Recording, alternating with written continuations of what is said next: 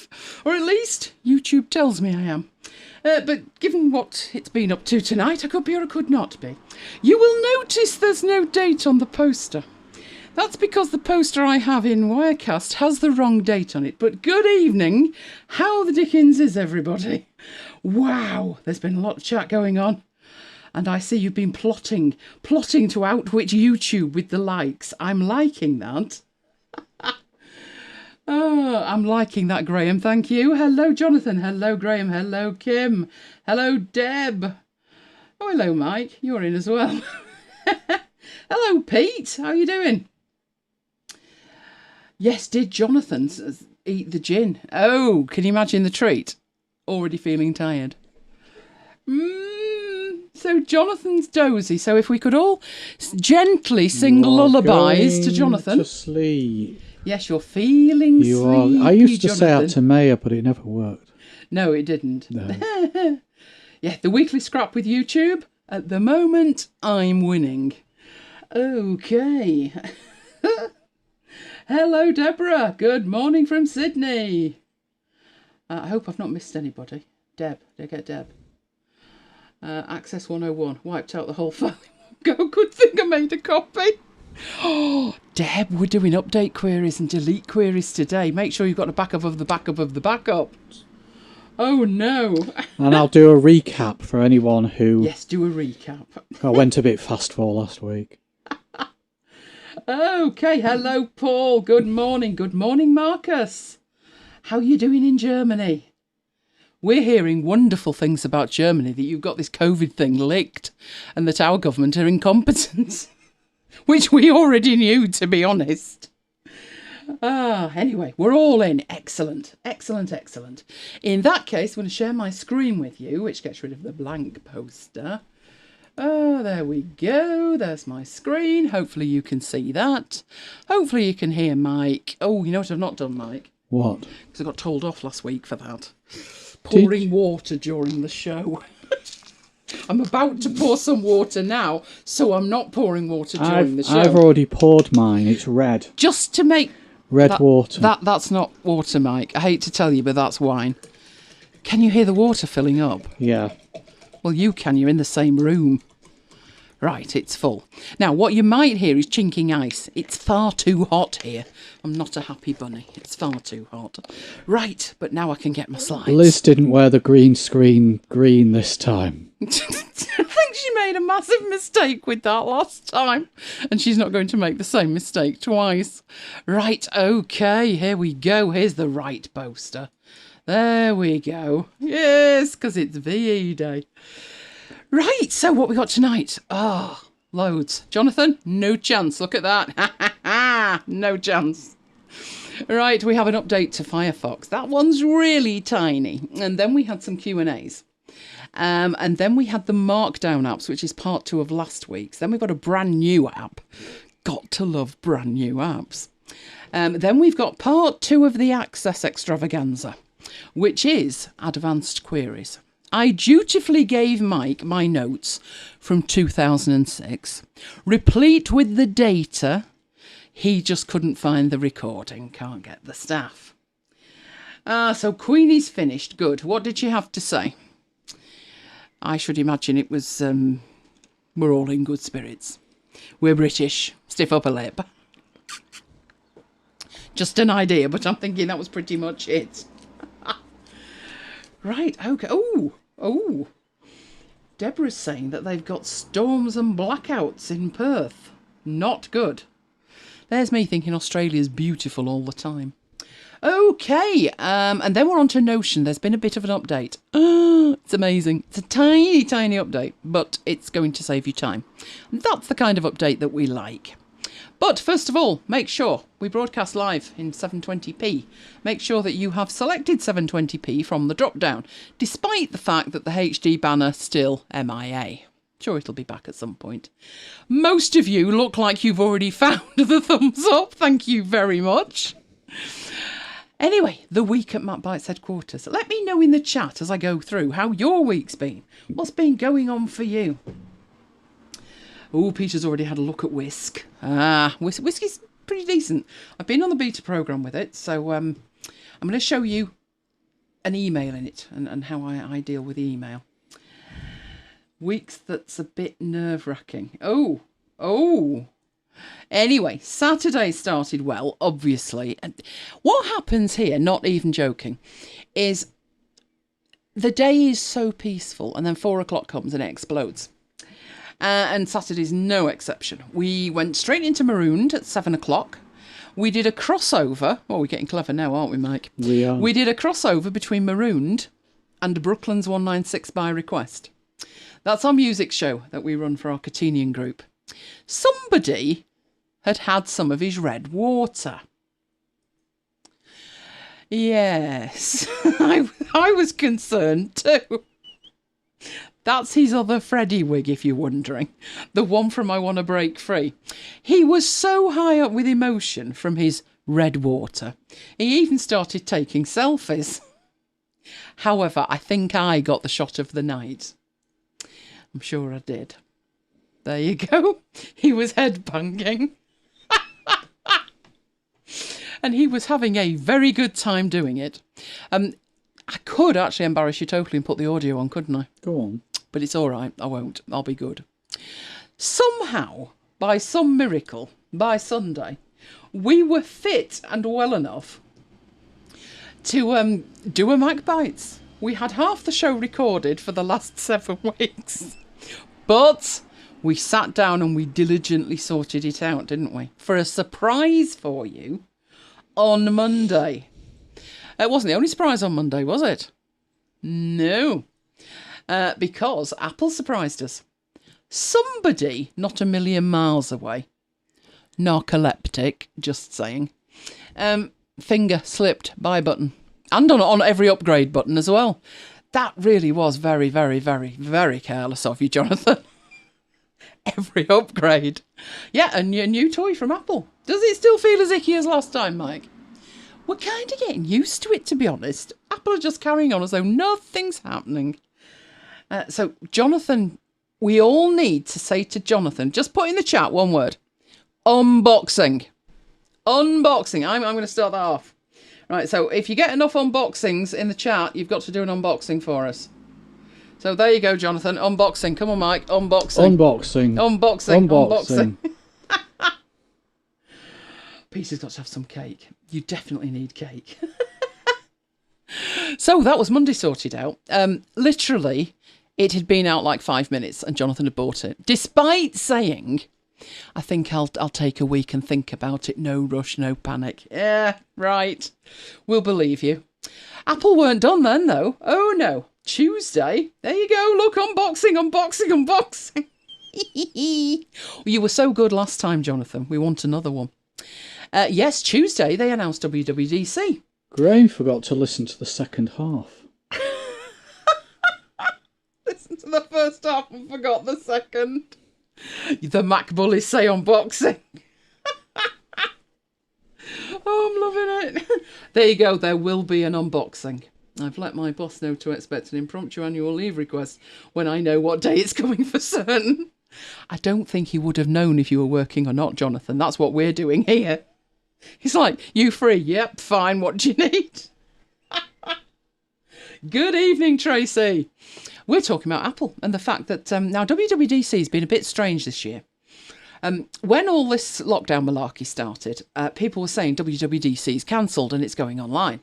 To be technical, Apple had not actually announced WWDC, so it hadn't actually been cancelled. But anyway, it's going online. Upshot of this is, I don't know why they can't get it online when it should be online, when Mike had arranged all his work around it. But it's late this year. It's at least 2 weeks late. So it's going to be starting on the 22nd. Now, we normally do a MacBites Live, which is basically a chat. Like the chat we had when there was the non-event event in December. The one I'm still smarting about. That one. So there should be a keynote, but who knows? They might not want to do a keynote with nobody in the room. They might not be as good as Mike and I, who can talk to an empty room, knowing that you guys are with us virtually. Apple might not do that. We don't know. We don't know. But that wasn't our biggest excitement of Tuesday, was it, Mike? Neil said he's going to do an unboxing of his Magic Keyboard. Oh, yes. That will be fabulous, Neil. Excellent. Good idea. No, Tuesday had far more excitement in the evening, didn't it? He's forgotten. He'll remember when he sees the slide. Yes, this guy turned up. Oh, the Asda man. Oh, yes. The Asda man The was Asda here. man. You'll see this time, I managed to capture it this time, because obviously I'm hovering with intent behind a net curtain upstairs. Got shears upstairs, and I'm trying to take a photo through them. He's got his little truck. That's the truck that he loads up with the black boxes and then brings them to the door. Did he actually manage to get them in the porch, or did he leave them on the path? Both. Yes, he does. Now, the Morrison's man, far better. He actually manages usually to get it in the porch, which sadly results in an avalanche when we open the front door. But hey, it's all excitement, isn't it, during lockdown? It's like, oh, look, there's another human being. So I captured that. Then on to Wednesday, talking about capture. This one was a classic. Shall I set them up with this, with a picture, Mike? Yes. Right. That's the photo. Well, actually, it's not a photo. No, it's not a photo. Or is it? Hang on. Builds remaining. Oh, I don't know what I've done with that. I don't know if it's a photo or not. Interesting. Well, it might be a video. We'll find out, won't we? That is one of my security cameras. It's set up in the office, and it's obviously overlooking Bollard Gate. You know, the next time somebody hits those bollards, I'm going to have them on camera. So that camera, you can even see the windows need washing a bit. That's not a cloud over the roof of the house on the left. I think it's dirt on the window. But what happened was, I'm sitting here minding my own business with the window open, and I just want peace and quiet. Cars I can kind of ignore, depending on the speed. But people screaming and noise, no. So I hears a car toot toot tooting. Then I hear another car toot toot tooting. So I use some very Girl Scout unfriendly words, I'm afraid, there. But then I realised what it was. Now, obviously, by the time it had happened, it was too late to pick up my phone and take some video, which is why I decided I would test the reliability of the winding back of the security camera. Technically speaking, I should be able to wind back to a certain time on an iPad and then tap record. Would it work? Well, this is the answer to that. So there's no sound on it. I took the bad language off, but look what you see. These are our superheroes, the sail superheroes. They go out jogging, you can see 2 metres apart, but they go out in regalia. And if local children have got birthdays, they'll stop. Now, I left the camera running a bit. That is the level of traffic we've got. Now, our road is a very, very tiny side road. But I thought as I was editing the video, just look at the amount of traffic. It gets worse in a second. He comes round here. Yes, who are you? Then there's another one, and I'm like, whoa, just a minute. What part of lockdown did everybody miss? It wasn't like that at the beginning. But as you can see, there's plenty of traffic here. Look at them all. Look at them all. Yeah. So that was the superhero. So if someone's got a birthday or a 100th birthday or something like that, they run past the house, they give them presents and stuff like that. So much so, of course, they are all getting in the papers, etc. And this is them at their departure point, which is actually, I never knew there was a house behind that place, did you? It's a local hostelry. We had a meal there once. We won't be going back. But I won't say any more than that. The food was, well, actually, they didn't serve a salad, do you remember? Yeah. I had to explain what a salad was. Yeah, it wasn't good. Anyway, this is all of the superheroes, and this is where they congregate at the beginning. Obviously, the two Spider-Men live together, so that's okay. So Pete's saying there's lots of key workers in it. Apparently so, Pete. And apparently none of them were working for the first 3 weeks. Amazing that, isn't it? I don't think so. I somehow don't think so. So they were all ready to depart, and they actually got a serenaded departure. They had an absolute ball. They've been great. But basically, that guy there is in charge of it. He goes on Facebook, and if you've got a birthday and that, they post where they're going, and if it's not too far off their route, then they'll head off for birthdays and celebrations. So they had a rare old time as they were heading off this week. And I think that was actually the day that I caught them going past. The guy in the blue on the left, that's Captain America, isn't it? He actually lives very close. Very, very close. Look at that. He's got a mask on, hasn't he? I think he's somehow got it upside down, but he's got a mask on. He lives nearby, so I'm actually surprised I've not seen him before. But before you knew it, they were off. And they all headed off and they came our way. And obviously these pictures are better than the video that I've got. But I did capture them going past the house. There he is, look at him. Yes, and I won't be using those words again. Now, if you were with us in Marooned on Thursday night, you will know this already. But Thursday, 7th of May, important day for Mike and I. Many moons ago, 19 years to be precise, we picked up our little lad. And so Thursday was his gotcha day. Maya, our lovely, lovely Sammy. That was him the week he arrived. Look at the size of him. Yes, he's jousting with a fishing chair on the right. He also learnt very early on how to feed himself. Never mind the teddies, never mind all the presents. No, I'll just eat this bag of pedigree chum puppy food. Yes, why not? He grew up very quickly. He did want to drive as well, didn't he, Mike? He did. That's his crate in the back, but he had ideas that if I sat in the crate, he could drive. That was before he realised that that sandpit stroke pool had water in it. Yeah, didn't do that when it had water in it, I can assure you. But these are his puppy pictures. He was very proud of bringing Grandad's paper in. Obviously, Grandad's paper was, it seemed better days by the time he'd finished with it. But then, despite the careers section being prominent, I don't think he was looking for work. He was far too busy destroying that grooming brush. He actually dismantled the grooming brush and then ate the handle. Now, don't let anybody ever tell you that having a puppy's an easy job, because it's not, is it, Mike? It's not. No. And there's a picture of Mike and the dog to prove it. He'd been here 10 days by then, and we wondered if life would ever return to normal. I'm happy to report it never did. In the 13 and a half years we had the lad, it never did. He was amazing. Thursday was a bit grim when we went out to clap for carers as well. Very grim. Really scary clouds, but we went out anyway, and it was quite loud. I actually caught a bird on that one. My first thought was, what's that plane doing up there? But no, it's not a plane. It's a bird. There. Do you know, if I'd have tried to get that, I would never have got it. So we had a good job. We had a good night clapping for the carers.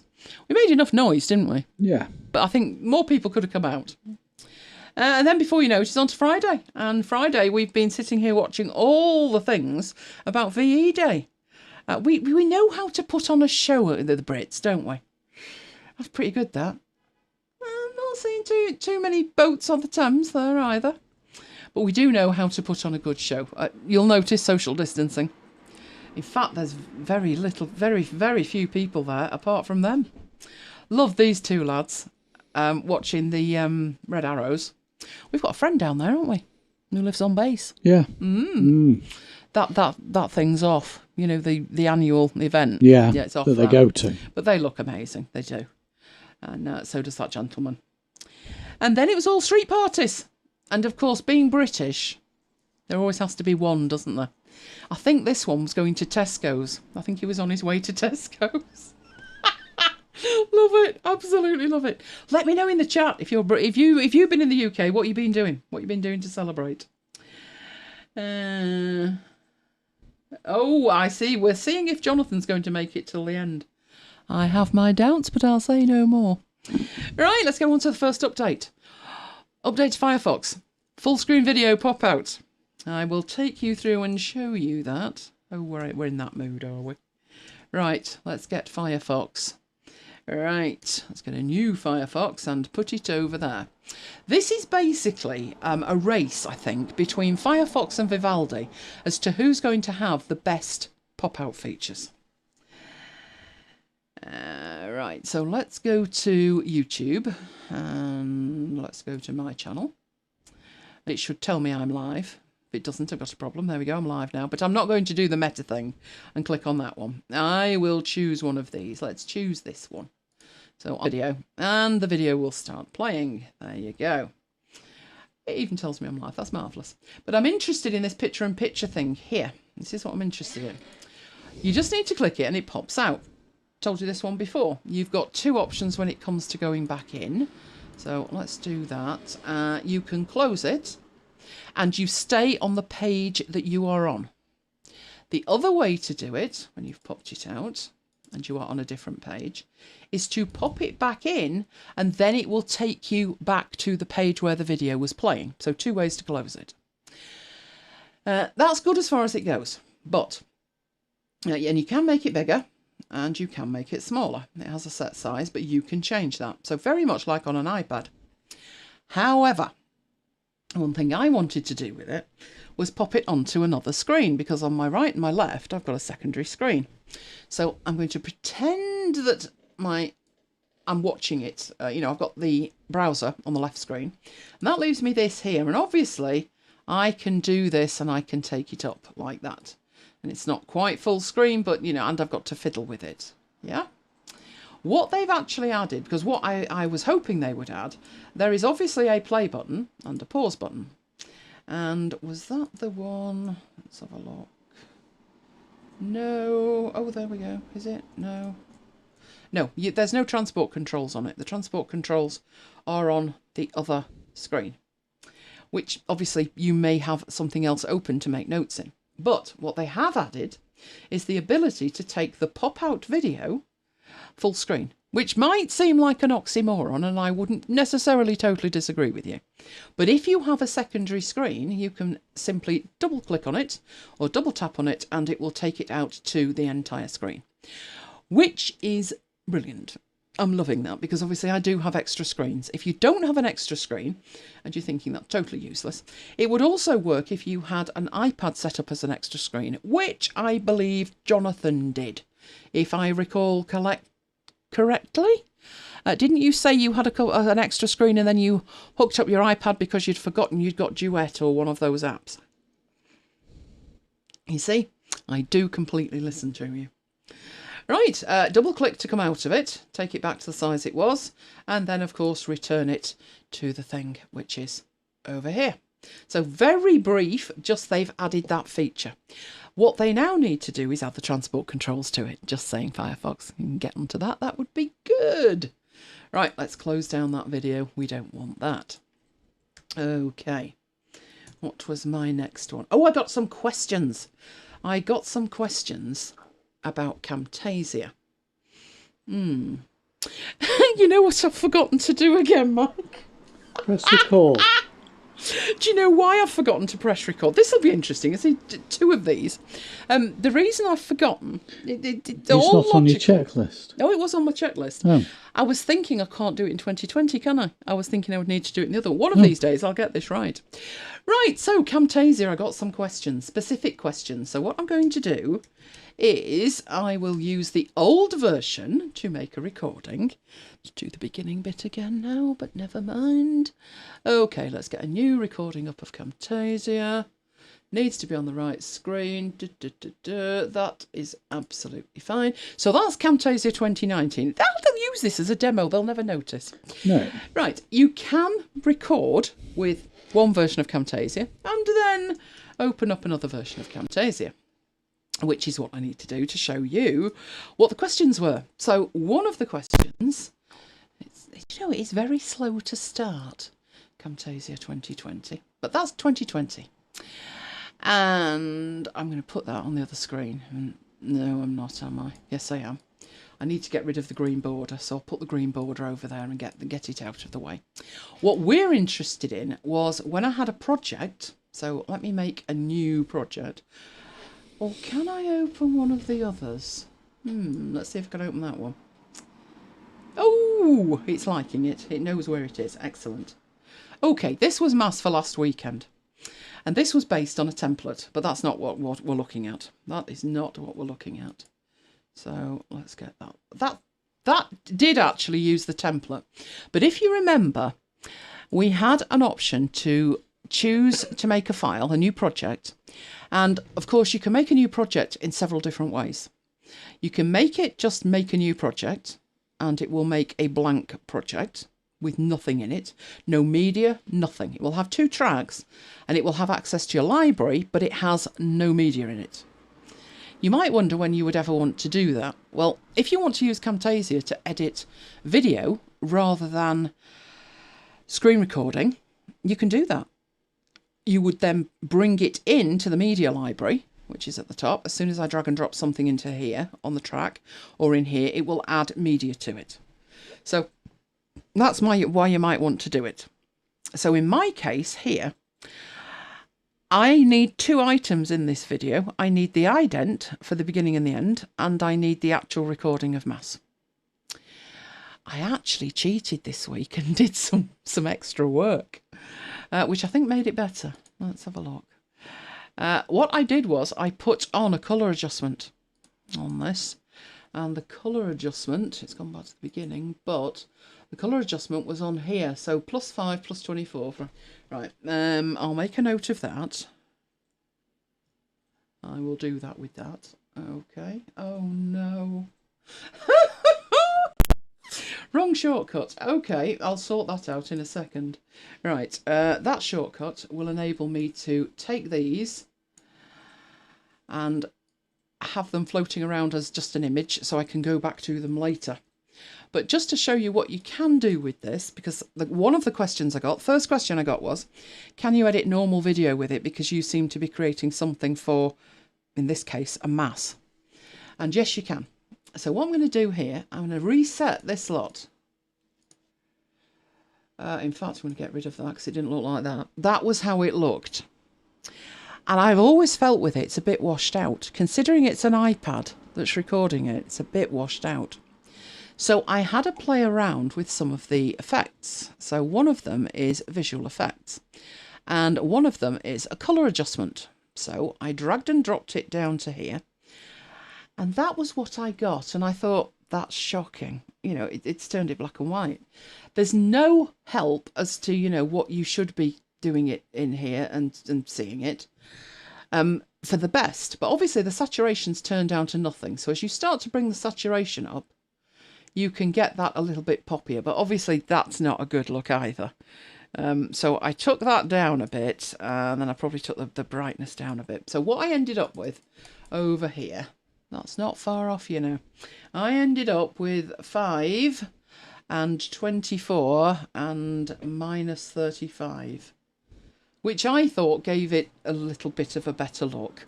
So just to show you that you can edit normal video, so standard recorded on an iPhone video or anything else, and you can still use the tools that are in Camtasia.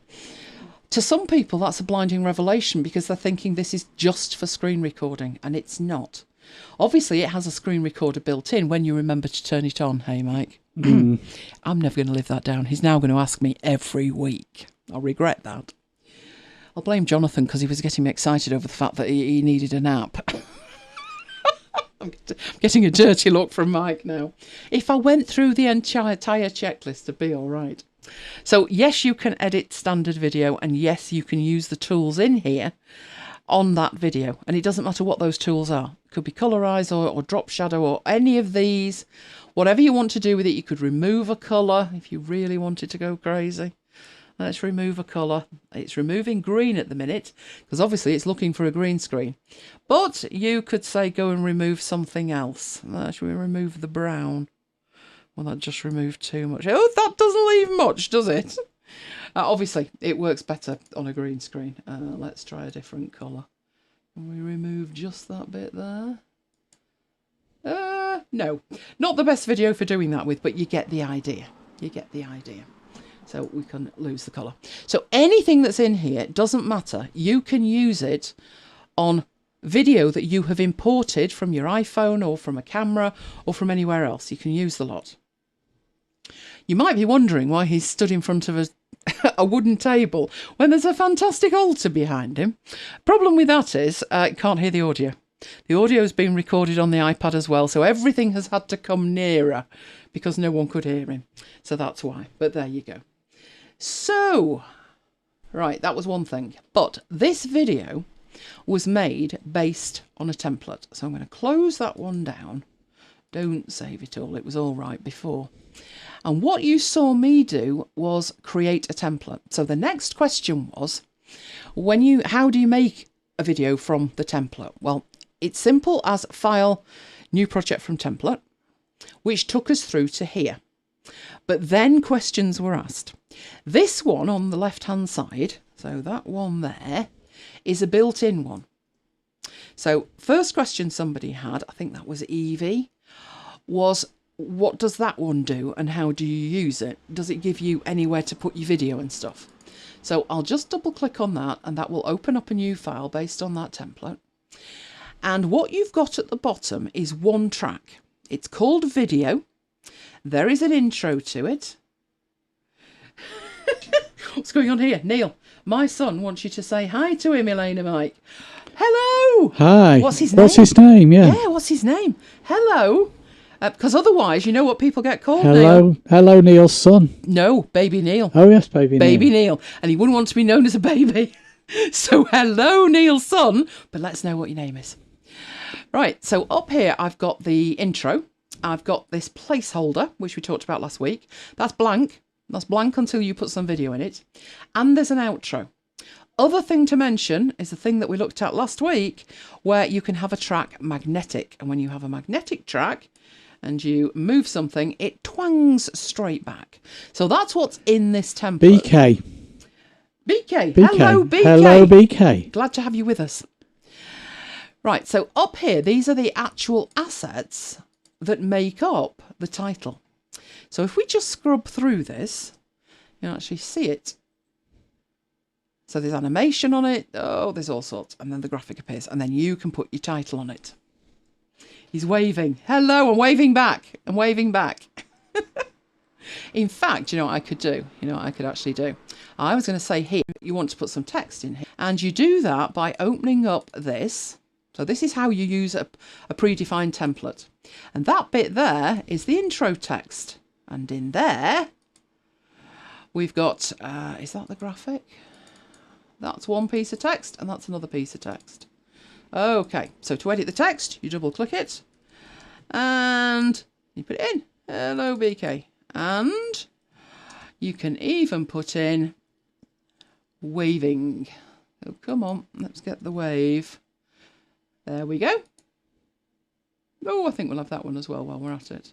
We put that one in. Oh, are you not putting these in, you naughty thing? Oh, you are. Excellent. Well, yeah, we kind of got a black and white one, haven't we? I don't think it's all there with icons, but we've got a waving hand. So that's good. There we go. So I've been able to edit that. But if we go back to the main timeline, it's not affected it negatively. Placeholder text, and now that text will be animated as well. Whee! Be good if we could get the hand waving, wouldn't it? That's for another night.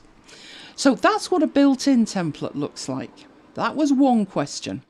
These will all be different. So I can show you what this one does, but if you download any, because the next question was, what if I don't want that one?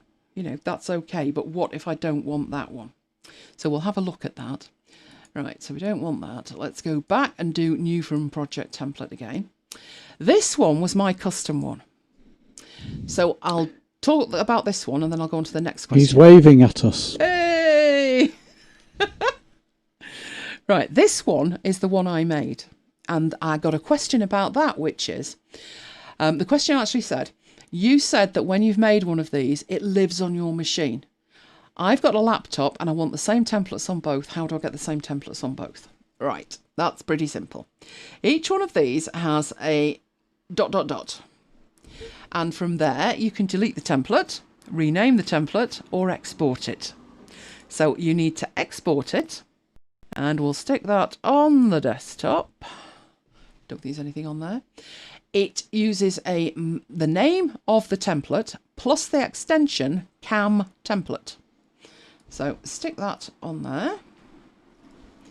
And that's the template. So all you would need to do with that, what I've taken to do with it, how come I'm sounding tinny and far off? Am I sounding tinny and far off? Not to me. Let's have a look. Let's have a look. I should not be sounding tinny and far off. Let me think. I'll tell you what, let me check my own audio locally. For which I'm going to regret this. Right, I have to turn myself off. Hopefully that's gone. I will get a pair of headphones and check myself. That's not totally gone. Right, let's get that up to some kind of level. I can hear that. Okay. How am I sounding? I think I'm sounding okay. I don't think the volume's gone down or anything, although that is quite loud. I think it's Tracy. Deb said it's okay. Yeah. No, I think we're okay. I think we are okay. Give it a refresh. Kick it. You know what it's like. So what I do with these templates when I've exported them, I put them on a cloud service somewhere. Doesn't matter which one. Anyone will do. Because they're zipped. You can see it's got the Camtasia zip icon on it. So you should be fine with that on any cloud service. And then keep them all together. When you want to use them, go to the cloud service, download on the machine you're working on, and you're good to go. But we didn't have an import option, did we? It was delete, rename, and export. But we do have a plus up there. Now, the plus up there, now, unfortunately, that's got the same name, so I don't do that. But basically, I can go and find it and then import it. So that's simple enough. So that's that option. There's very few options in here, to be honest. You choose the template you want and double click to make it. Simple as that. Or click the new from template button. Now, the other button that is up here is the download more templates button. You might want to sit down for the price of some of these, but some of them are free. So you click download more templates and it opens up a web page, which is the premium royalty-free assets brigade over here. So it's the TechSmith royalty-free asset collection. Now, it's a subscription service. It's hideously expensive. Hideously expensive. By comparison to the one that ScreenFlow has, and just generally, it's $200 a year. When you think that once you've bought Camtasia, and the first time you buy it, it's $250. After that, if you're on maintenance, it's £43 a year. So $200 a year for the assets is absolutely horrendous. One thing you can do is, once you've taken it for a year, anything you download, you can carry on using. Of course, after a year, you're going to get really used to having all of these things there. Basically, they're split into two categories. There is the Snagit side on the left and the Camtasia side on the right. So if we go and browse Camtasia assets, they are grouped together. So we have in here customizable assets. Now what that means is everything in the customizable category is built inside Camtasia, and you can download it to Camtasia and then work with it. So within this customizable section, you have templates, themes, device frames, intros, outros, and motion graphics. So all of these are actually Camtasia files. To me, this is where the value of the thing lies, not that I'm paying $200 a year for it. The other stock assets you get are just that. So videos are just stock videos. They will work in anything. I had the asset subscription inside ScreenFlow. It was an accident. I was on the beta program and I was testing it. And you could download videos for that and put them in Camtasia or somewhere else. Now, you'd have to check the licensing on that, but technically, there's nothing technically to stop you. The customizable stuff, no. You can't take a Camtasia file and put it into ScreenFlow, or a ScreenFlow file and put it into Camtasia. But the videos, the images and the assets, and you can see you've got sound effects and music and loops, you've got icons and photos, and you've got various kinds of video. That would work in any editor. Now, we're looking for templates. So you always go to customizable first. If I click on templates, that will load in the templates. Now, I'm going to get my mouse out the way so we can see them. But if you check the top left one, so that one there, that is something that you may use for course lectures like I do. So if I'm making a course and it's got 20 small videos in it, I could take this, I could actually download it. So I'd need to sign in first, but I could download it. And where you've got the icon, I could change that for my icon, and I can change the text of the title and the text of the lecture title as well. So anything in here can be customized. So here's another one. That's what that one looks like.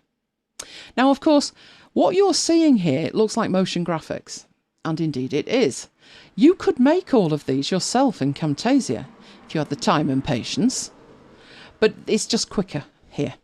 Now, obviously, the ones that are free are going to be far more appealing, but what you have to think about is it actually worth using one of these?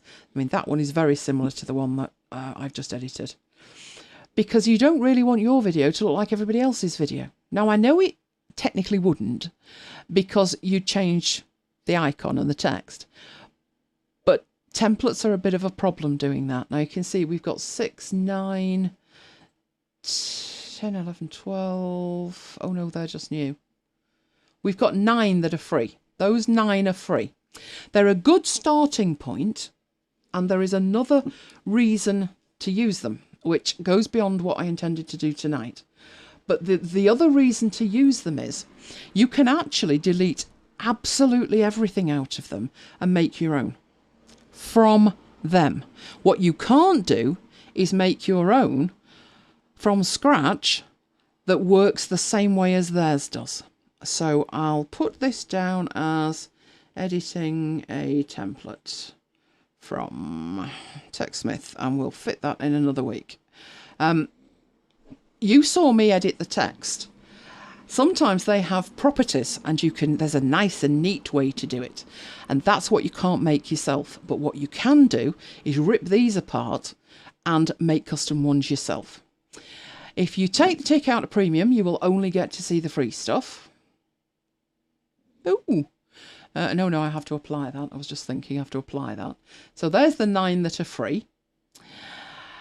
So that's where you get the extra templates from. But let's get that out of the way. What was my other thing that I was going to do here? Not download them. I will download one of them so you can see it. So let's go get the... let's go get logged in and stuff on the other screen. I thought I was signed in. It signed me out again, Mike. Mind you, so did YouTube. Okay, I'm now signed in. So let's go get one. Let's go get one of these templates. And should we choose that first one? Let's choose that one. Opening Camtasia. There we go. Yes, do open it in there. Don't open it in 2019. I'm using that to record the screen. Right, so this is what you get when it's imported. It's shown you that it's put it at the beginning. You click OK, and then you do exactly the same as you would with any of the others, which is double click on it. And then that will open in Camtasia, at which point you can see you have got a full template.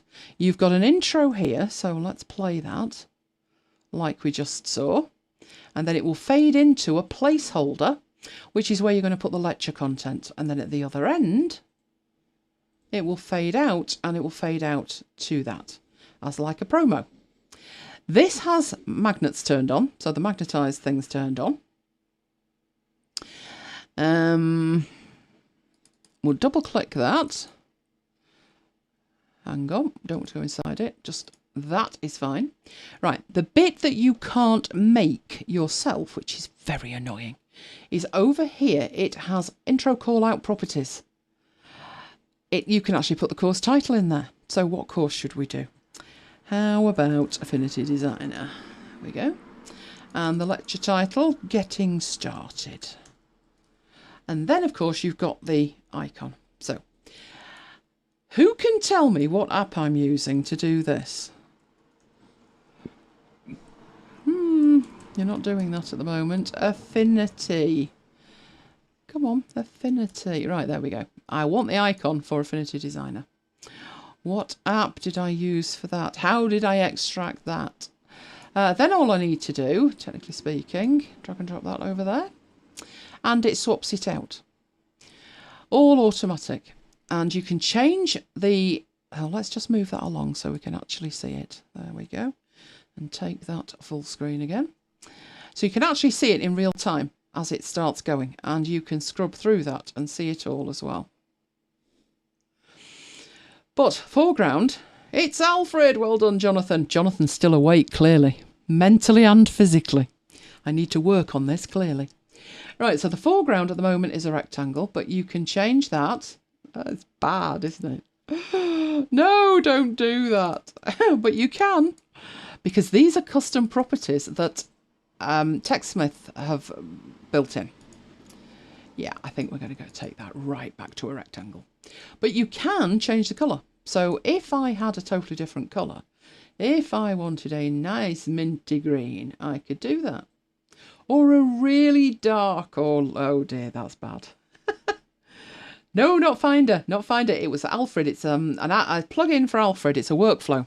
And all you need to do is type the word icon, and then any application you've got on your system. So let's say Camtasia. It has a little think about it because my machine's clearly stressed right now.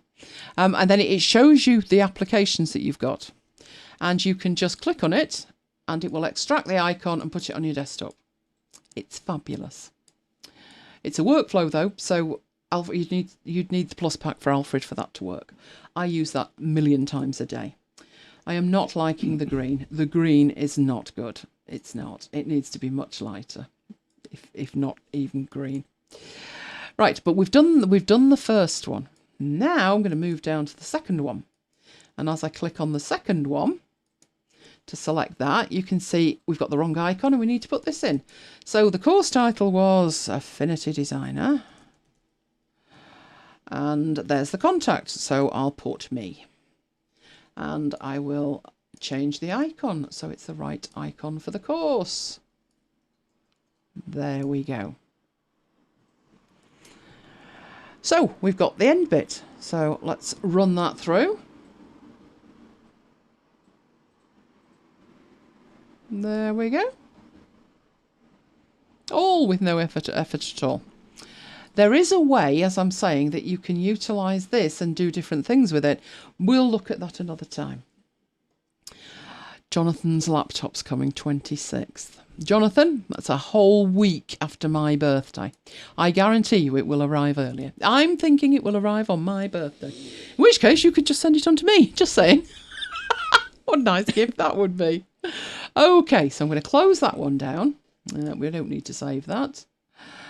And we'll go back into it. So new project from template. And that is really all there is to it. You get your extra ones by downloading the templates. You can choose any of these and export them just by selecting them and clicking the ... And you can export there. So this one that we've downloaded, and we could have changed and edited and whatever, then you could export that and then put it in a cloud service and you are good to go. So there you go. And that one's exported too. Right. What have you not updated, Jonathan? Oh, Catalina. Yes, I wouldn't update with Catalina either. So that was another question on there. The other question was, I'm going to put the other question with the editing a template and we will look at it next time. Right, let's get rid of that. That should ease the system processor some considerable amount because poor thing was getting all giddy. So I'm going to close any pages I do not need, but I'm going to leave that one just there. Right, okay. So that was some questions. That was basically answering questions that people had. Jonathan's going to get very excited at the next one, which is the Markdown apps. Last week we looked at Markdown. And it really is Markdown. I know this is going to sound again like an oxymoron, but you mark up your document with Markdown. I know, but it's just called Markdown. Now, anybody care to remind us what Markdown was and why we cared? And I'm thinking the chances are you very well might not want to bother. Do you want me to remind you about Markdown and why it was so important? Who's already writing in Markdown? This has me scared. This will be the Catalina thing. Right, Markdown was a lightweight markup language. Notice Markdown markup with plain text formatting for syntax. Right. So what does all of that mean? Well, syntax is just the way that you are going to tell Markdown how you want your text formatted. Lightweight means it's not got all these proprietary codes in it and stuff. We don't want any of that going on. Now, last week we looked at lots. We looked at the 6 levels of headings. So we had very simple to mark it up, just a hashtag, followed by, now I usually put a space in, and then a heading. Yes, hashtag homework, quite right. So we had heading 1, 2, 3, 4, 5 and 6, very straightforward. Then it got a little bit more complicated, but not much. These are the ones that will probably just take you clean through it. Whether you want something in bold, italic, a bulleted list, a numbered list, or a quote. And that's the syntax of it. So all you need to do is to put the stars around it for bold, the underscores for italic, a dash. In fact, you can use a dash or 1 asterisk if you want a bulleted list. A numbered list, you put a number. It doesn't actually matter if you put 11111. It will still interpret it as a number as long as they're not separated by 2 carriage returns. So it's very clever as well. Good evening, Simon. How's Mrs. Simon? And Dusty. Dusty the dog. Right, the next one's got a little bit more complicated, which were the external links, which you put the text you want to see in square brackets and the link you want to go to in round brackets. Graphics, the only difference with the graphic is that it has the bang at the front, has the exclamation mark at the front. That's it. And then there's a footnote, and for that you put the little hat, which is on Shift and 6 in the UK, and you put the text of the footnote after it. So that was a quick recap. I'm assuming everybody did their homework. Jonathan, looking at you, because I know what you were doing. You were too busy buying machines, weren't you? Oh, well, I'm going to talk about the apps this week. We did a very quick look at that last week, but we will take a longer look at that tonight. So you're going to get very excited at this, Jonathan. I've taken to indicating if it's in setup. So you can spot the setup logos. My favourite editor is Ulysses. If you have a setup subscription, you get Ulysses. But not only do you get the desktop version of Ulysses, you get both iOS versions of Ulysses thrown in. That's good news. Other than that, it would cost you a subscription of £38 a year. It's worth every penny. I couldn't give them the money fast enough. But I did get grandfathered onto a cheaper rate. So mine is going to be £10 cheaper forever because I had already bought and paid for all of the applications at the point it went subscription. Hello, Paul. Totally stuffed. What are you stuffed with? Oh, without the cake. Oh, I had a cake yesterday. I had my carrot cake yesterday. Now, Ulysses is a fantastic app. It is not just a text editor or a Markdown editor. It has a complete library built in.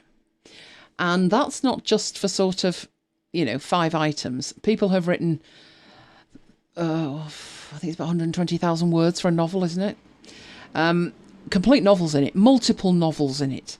So technically it doesn't have a problem scaling, but I'm about to mention the fact that iCloud is its preferred syncing method, which might have you running for the hills. I have only ever twice had a sync conflict, and I didn't lose anything. It just duplicated it and said, can you sort this out? Because I don't know which one you want. That was it. So Ulysses was actually the app that made me think maybe one day iCloud would actually work. So the thing to remember with Ulysses is it's not standard Markdown. It's Markdown XL. It's Markdown, but better. So I'll talk about why and I'll show you the apps. The other thing that's great when you're working with Markdown is an app called Marked. You will also notice, Jonathan, that has a setup logo. So it's on there as well. Oh, Pete's currently got over 2,000 words for a textbook. Brilliant.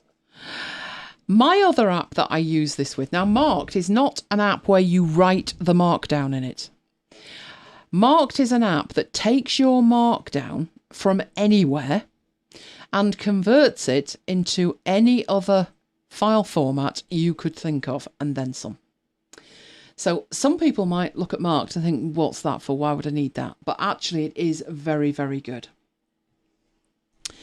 The other one that I will write Markdown in is drafts. I love drafts. It's become my global inbox for stuff before it goes to where it lives.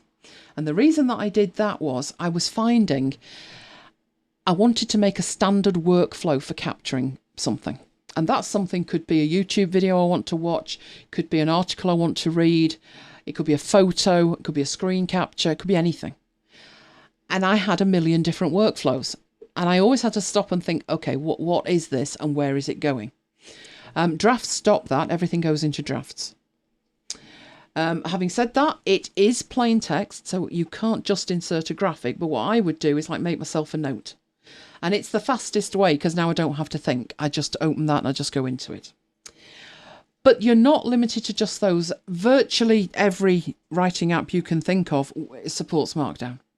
So there's IA Writer, there's Byword, there's Writeroom. They all support Markdown. Scrivener supports Markdown. It will interpret it for you and convert it into anything else you like. So let's go and have a look at that. Right, I'll open Ulysses first before we go any further. Get that out of the way. Oh, it's already out of the way, it's over there. Right, we don't need it to see anything on the desktop. So last week we looked at that and I put that together. Now why you might want here, you see my testing here, what you might want to think about here is that using an app rather than a text editor will mean that when I press return, I get 8. But as I was saying to you, it should be correctly interpreted no matter what you put. But obviously this works nicely. So now I need another Mac app that I like. What shall I put on there? I guess I could put Wirecast. Wouldn't be talking to you guys without it. But if I took all of that, right, and I've got some links down here and photos and all kinds of stuff. Right, I'm actually just working on that one. Thank you. But if I took that and I went into Sublime, where's Sublime gone? And I paste that in, what you may get may be slightly different. And that's all to do with the fact that it's a special kind of Markdown. So you can see here, I've got very strange stuff going on in here. But I'm just showing you in here, if we took that and we saved it, why is that saying test Markdown? I wonder. Well, we'll save it. Right, if I did that, I can preview it with Marked. And as Tracy's saying, with an add-on, Marked also checks your grammar. It does, and I think it does a spell check as well. Affinity didn't make your favourite apps. I think we were talking about apps that you couldn't live without, Jonathan, like you turn your computer on and it's like, why is that not working? Keyboard Maestro. Keyboard Maestro needs to be on that list. So no, I couldn't really live without Wirecast, and I would want Affinity and everything, but there's like a core of 20 apps that need to be installed before my Mac feels like my Mac. Right, so what I showed you last week was a devious little way to get to Marked, which is I used the proxy icon. That there is called the proxy icon, and I did it up to here and I dragged it down to Marked and marked that screen. Right, so in here I'm doing that because I wanted to show you, technically speaking, I do hope this works. It shouldn't matter whether I've actually got it numbered correctly in here. So now these two, hopefully, are hooked up together. So if I go back down to here and let's make Jonathan feel much better. Affinity Design is the one I couldn't live without the most, Jonathan. So if I save that, you can see what happens. It even puts a line in to say these are the changes since the last time you previewed this. Okay. Well, not only will we put a number 10 in, that would have to be Affinity Publisher, I think. Right, but what we'll do is we'll try and bamboozle it. Let's just put 111 and then let's put some weird stuff down here. You might be a 9 and you might be a 2, right? And save that. It doesn't care. It's a number. It doesn't care. It looks at the first one and says, right, okay, what follows is a numbered list. So that's good news for you, although I couldn't leave my text like that. It would drive me mad. But if you decided you wanted to reorder something in an ordered list, just reorder it. So if I decide, okay, Affinity Designer and Affinity Publisher, let's put that up there. Now that it might struggle with. Let's see what it makes of it. No, it doesn't struggle with it. Because it's just a number. I thought it might want a 1 at the beginning, but no, it doesn't care. It does not care. But obviously, it will turn out right over here, but could you leave it like that? Give me a yes or a no in the chat. I could not leave that like that. I'd have to renumber it. Would you have to renumber it? He's not got a clue what I'm talking about. No. In the source code, Mike, and good to know he's listening. In the source code, you can have any kind of numbering you like, but it will still turn out okay when you export it. But could you leave it like that in the source code? No. No. Me neither. My OCD will kick in. Exactly. So would mine. Like a cursor? Is that like a cursor? It might be. It might be. But it always seems to appear where I've changed the text. You can also, up here, you can fold it up. We did that last week, didn't we? We did the fold up like that. So Neil could leave it. Oh my. No, you see, Paul and Tracy drive you mad. Exactly. I think Neil's just saying that to be controversial. I shall report him to his son BK if he doesn't behave himself. Who could leave it looking like that? It would drive me mad. Is there an easy way to fix that? No, not really. Not really. Sublime can do great things. I'll have a think about it. Right, okay, so basically just to show you, it really is plain text and the interpretation is happening in Marked. And Marked is pretty amazing. Now, the one I'm going to use is, let me have a think. Let me get Ulysses. Where did Ulysses go? Right, there's Ulysses. Right, I'm going to find something in Ulysses, preferably that's a little bit longer than normal. Let's have a look in here.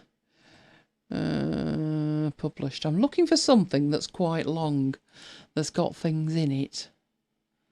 There you go, there was one. Right, we'll use that one. Right, here's a post. Right, this is 7 top tips for Scrivener. It's published. So let's have a look what we've got in here. The whole thing was written in here. So I have a heading 1 at the top. This is code, hence when you select it, just select text here and it just lets me select the text. That is, I'll zoom in so you can see, it's a slightly different background colour. It's very slight on a black background, but there you go. That is a WordPress code. So what I need to do with that is make sure it's marked as code. So that's why it's on a different background. And when I go to select it, it selects the whole thing. So then down here, we have a heading 2, followed by a heading 3. So basically I have an intro paragraph and then I go into the 7 tips. Now, why would I do that? I could just go into, Scratchpad, tip 1.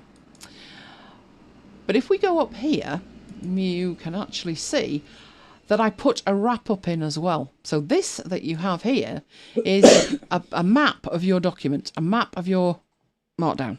The H1, the H2, all of the H3s, and the H2 again at the end. And not only is it showing you that, you can use that to navigate. So when it's a long document like this one, you can navigate with them. Go right down to the wrap up and see what that was all about. So what's this going on in the chat? Neil truly admires those who write in text only. You're not worthy. Well, it is text only, but what do you write in, Neil? Let me go back up again. Have you said what you write in?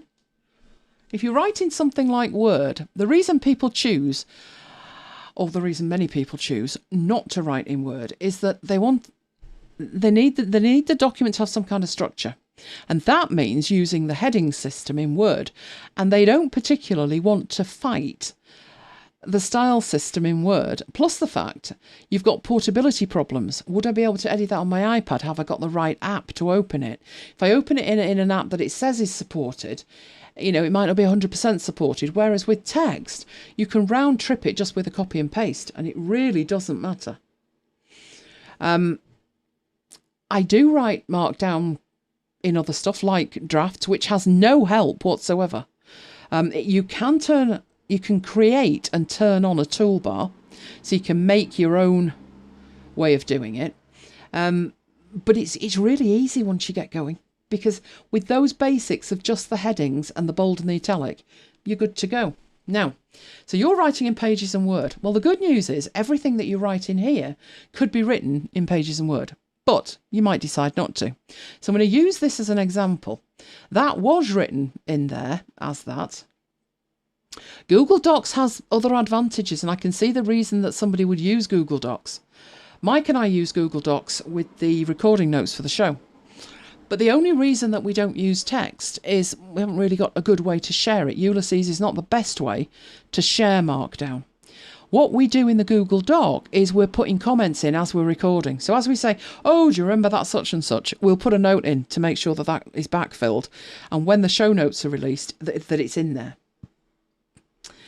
Do I have a MacBites After Hours on drafts? No, Pete, I haven't. We said we'd do it, but no, I haven't. I will do. Mike, post-it note time. Digital post-it note time. Pete wants to see drafts. Is amazing. Even I use drafts. Even Mike uses drafts. Yeah.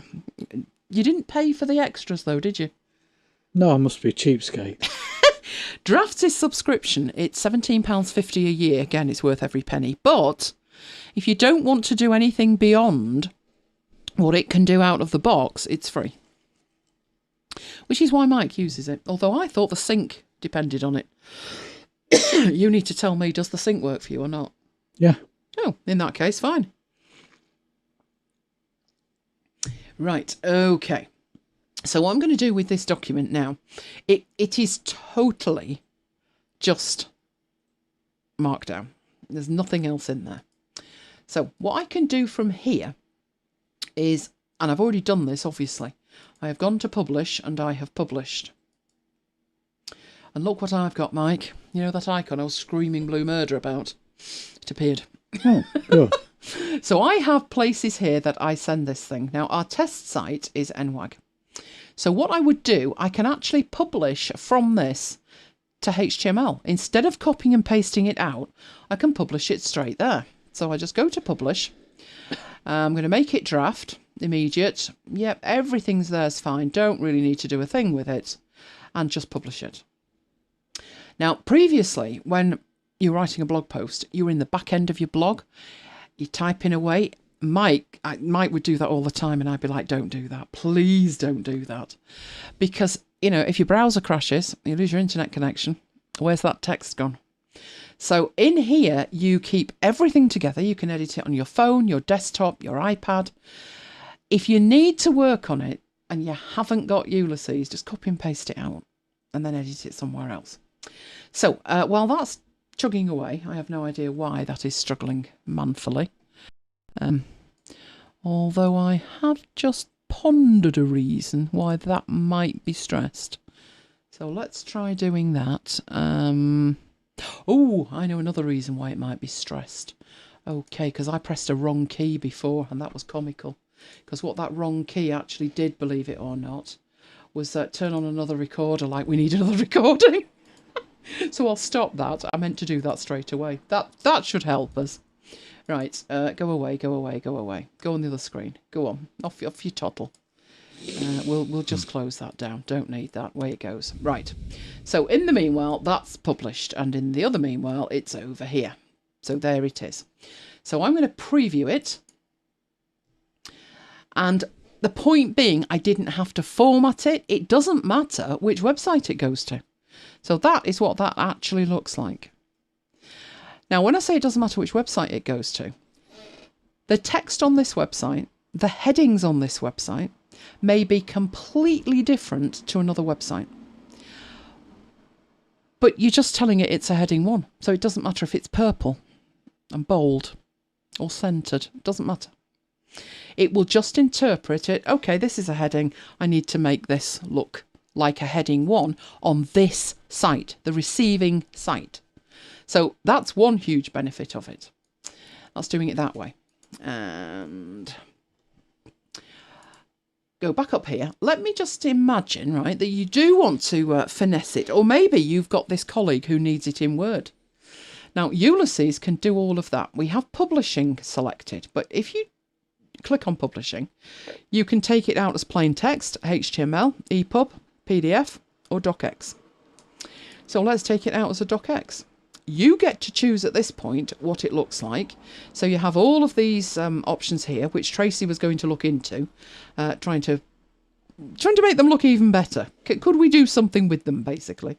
You can choose to manage them, and you can go and download new styles. So if you particularly wanted it in columns, or a big business heading, or you wanted it like a manuscript, there's the Blue Modern. There's GitHub looking, there's French novel, you name it. There's a whole range of styles. They are categorized PDF and docx. These are HTML ones. These are EPUB ones. So we could even do like, we don't want simple, do we? No, we'll go for a default, or even charter. Have a look at charter. Let's add that. Oh, do I really need to put it somewhere? I think I might do, so I'm going to leave that at the moment, if you don't mind. Right, so these are the styles that you've got. You can download extra ones, is basically the point. So we'll use one of the built-in ones, but we will send it, come on, think about it. We'll send it to be a docx file. Blue Modern's quite nice. We'll leave it at Blue Modern. Now, you get an option here. You have a preview option. So you could preview it, but you can also in here, so that's what the preview looks like. That's previewing the docx. So it's got all of the graphics in it, all of the colours in it, because it's taking the colour of the headings from what we've already got. But from up here, you can say, well, what would that look like if it was a PDF? Now, obviously for this one, it would look identical because it's the same style. But you have other options up here. So if we wanted to see an EPUB, that's what the default EPUB looks like. So I could actually publish that. I've seen worse books on Amazon, trust me. You could actually publish that to an EPUB and take that across to a Kindle. You could ping it to somebody on a Kindle or sell it on Amazon. So that's the EPUB. Then we've got HTML. So again, it's exactly the same content, but you see the different formatting it's giving you, the different formats that you've got. And in here, you can choose the style. So I've got Georgia, if you want it to look very different. You also get the option, you might be wondering about this, whether it's a full page or a snippet. Anybody got any idea why it would make a difference? This is something we're coming on to. It's basically a setting. You can research what the difference is, if you would like. But because it's a HTML page, you may, if you've done HTML editing before, know the difference. But over here, this is where it gives you the clue. This is the I. When you click on it, it says it will include a complete header section and will also wrap the exported content in body tags. What is all that talking about? Well, with HTML, if you want this as just a page that you publish on your website, you'll need the full page. Otherwise, it won't have any of the styles and it won't look like that. But if you wanted the HTML to paste into a content management system, you don't want to waste the time ripping out all those elements that would be included in a full page. So if I wanted to take this HTML, you've got a system at work, haven't you? Nucleus that takes HTML? Yeah. But you wouldn't want it to have all the page header and footer and all of that malarkey. No. No. So if Mike was doing this to publish on his internal system, he would choose snippet. And now when you export it, it would just be pure HTML and none of the extras. You can indeed embed a snippet into a page. So if this was part of an article and you had another part, you can just paste it in underneath and it will be marked up as HTML, so it'll be marked up with H1s, etc. And it will take the style of the page you paste it into. It's just to give you ultimate flexibility. One occasion when I use snippet is when I'm sending an email. So that's your HTML. And your other one is just plain text. This time, it really is plain text. It's got the markdown in it. There is the markdown. But sometimes somebody will ask you for that. Now, why can't you just copy and paste it? There's something to consider. Why couldn't you just copy and paste it out of the editor? What would be the problem with that? And I'm having a quick look at that as well. There is some very strange markup going on there. Not all markup is equal. And as I said, this uses extended markup. Let's have a look in the preferences. In the markup, there it is. It uses Markdown XL. You can change that. It can use Markdown, it can use mini marked, it can use textiles, etc. You can even create your own if you want. And you can use coloured syntax in the code blocks if you want. And what you do in here is specify what these look like. So again, at the bottom, other people, what you define in that area there, all of that, is called a theme. And the second half of the dialog box, all of that, is where you choose different themes. So you could actually apply a totally different theme to this, or you could go get more themes. So that's what's happening in there. But if you were to just copy and paste that lot, you would get Markdown XL. And if I needed to paste it somewhere as Markdown, true Markdown, then I don't want that in it. Now, somewhere, let me quickly do that. Go on, let's see if I can find it. It's been one of those weeks, as is ever. Right, let's see if I can actually find 0125.html. I think it was HTML. Let's have a look at it. Is that the email? That's the email. That's not particularly what we want to look for. What I want is in here. That is also the email. Darn it. Darn it. Let me think what I could copy and paste out of here.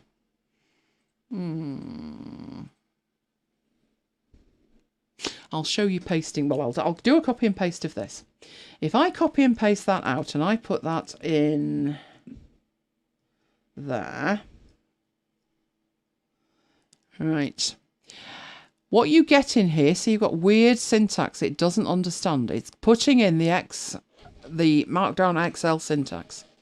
So you do have to be fairly careful about that. But because of that, if you're in here and you've got it selected, just go to Edit and you have an option to copy as, and you can copy it as Markdown. Now you may think, but it's a Markdown editor. So hello, it's using Markdown, and it is. But that will copy it as plain Markdown.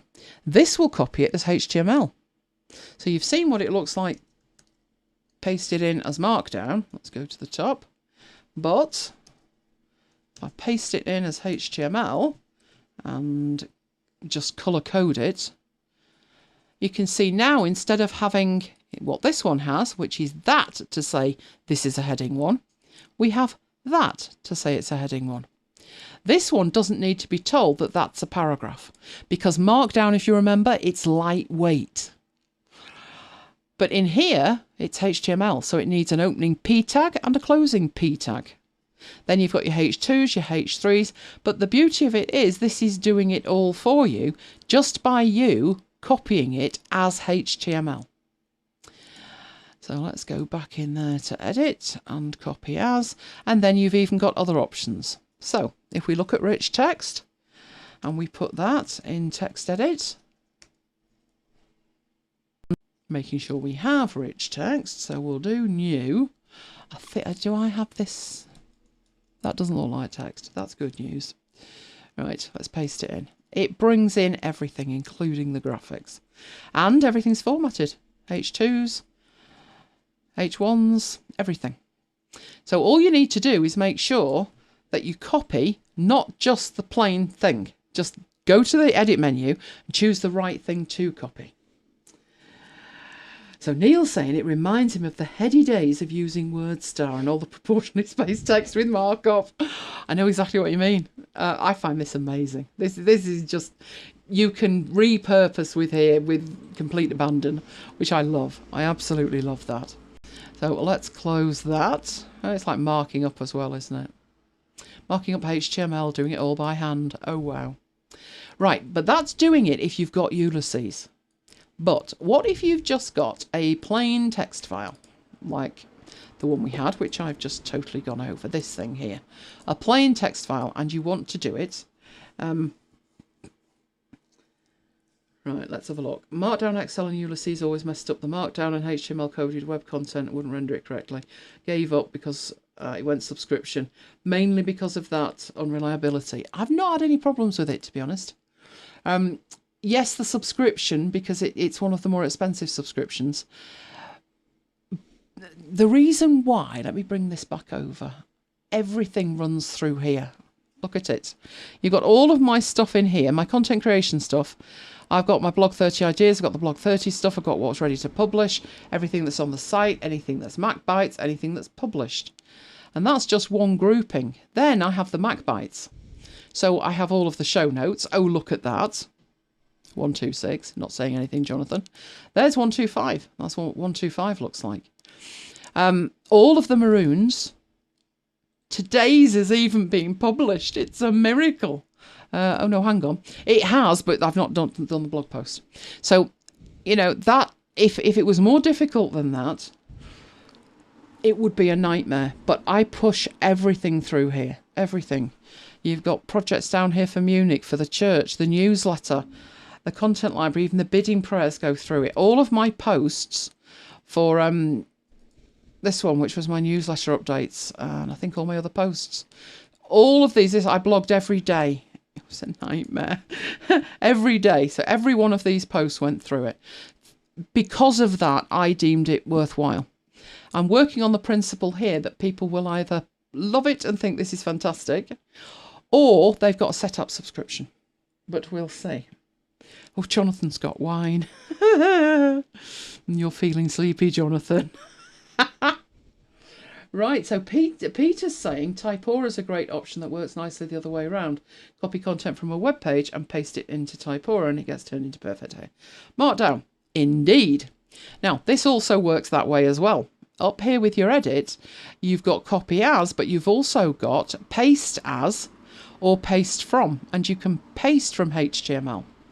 Now, one issue I've got with MacBites, so let's go back to the show notes, 125.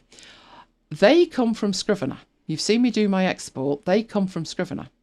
But here's what would happen if I copy and pasted, ready to put them in the website. So copy, paste. I'm pasting into Sublime. And that's Markdown. That's not going to be any help at all to get it up there. So what I do is I go back to Ulysses and I do my edit, copy as HTML. And then go back over here. That's bad and that's good. Everything goes with it. It's got all my LIs in it. Let me just color code that.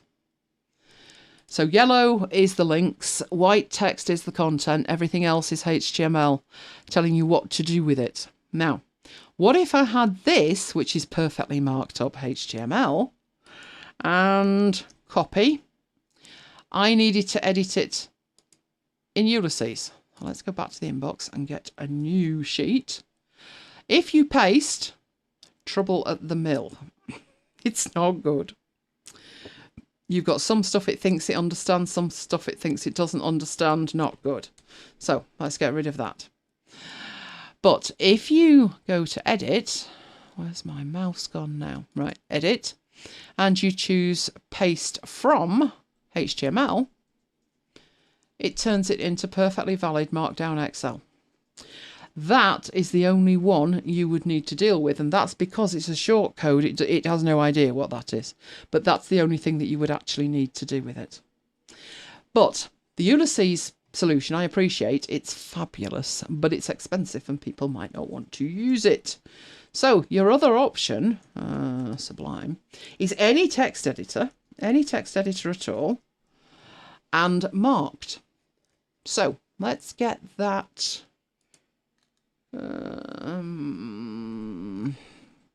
Do we have that one? I don't think we do in Markdown. Let me get that out of Ulysses in Markdown format. So that was my content creation, and that was down here. Simon's gone. He's got to do a long tech support call with his mother. Enjoy yourself, Simon. Good night. Right, so in here I'm going to do Command A, Command C. No, I'm not. Command A, and then I'm going up here, and I'm going to choose to copy it as... And what am I trying to do here? Markdown. I want to copy it as Markdown. Because in here, what I want to do is preview that from there. So let's save that to the desktop. I want to preview that in Marked and show you what you can do with it. So this way, if you've got set up and you think Ulysses is too much for you, you could use Marked instead. And if you think Ulysses is too expensive, Marked is about £10, I think. Do you want to find the link, Mike? Might actually be more than that now. But we're previewing the wrong thing here. So let's get rid of that. Marked 2. Marked 2. $13.99. $13.99. I'll there you stick go. the link in. So I'm dragging and dropping it onto the marked icon, and then it will open it up, and hopefully it will interpret it. Now, first problem. It won't preview the graphics because it doesn't know where they are. They are not uploaded yet. So the graphics are an issue unless I've got them somewhere. Obviously, the video is a problem if I want it to be a Word document, but we're going to go with it anyway. It's going to be a long drawn-out shouting session over Skype. Oh, it sounds like here, doesn't it? Right, so I've got this in here. Now, there's lots that you can do with Marked. Marked actually does a little bit more than Ulysses, to be honest. So if we go over here, you've got your navigator again. So you can use this to navigate your content. You can also, in here, this is the grammar thing I think Tracy was talking about. Setup would be an incredibly expensive option because you already have practically all the apps. That's my problem, Tracy. I keep telling Jonathan that. So what this will do when you turn it on, it'll tell me I'm appalling at writing English is what it will probably tell me. So shall we try, we turn these on here? Where are we on? Oh, there we go. Yeah, so it highlights it. So avoid the word actually. Passive are called. Prefer an alternative. So basically it will tell you that your grammar's rubbish. But you know what? I got a blog post out, so I don't care. It's a big thing, that. But if you are interested in the grammar, there you go. Right, you also have on here how you're looking at it. So at the moment, I'm looking at Clear Avenir, but you might prefer to look at it in here as Swiss or Ink.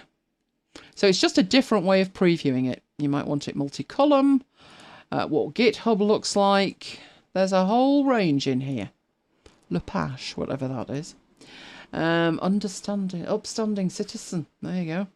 So just very different ways of showing it. I prefer Clear Avenir. Right, you have your stats, so it'll tell you the paragraphs, the sentences, the characters, and how many words, obviously. And then you've got the option to export it, and this was where the magic came in. So for the people who needed it to be taken out for somebody else to edit, you've got all these options. You've got rich text format, extended rich text format. You've got docx. You've got the open document file format. You can even take it back out in Markdown if you want. You've got OPML. OPML is outlining markup language. So the most useful, if you wanted to edit it in Pages or Word, is obviously to export it as a docx. Now the thing, I'll do this and I'll put down what it came from. So like this is marked. The benefit to you of doing it from Ulysses, as you've seen, or did I do that in Ulysses? This is what it looks like when it's sent out from Marked. And obviously, The issue is the graphics from texting. Okay, and the only reason it isn't taking the graphics in is that I haven't uploaded them, so it didn't know where they were.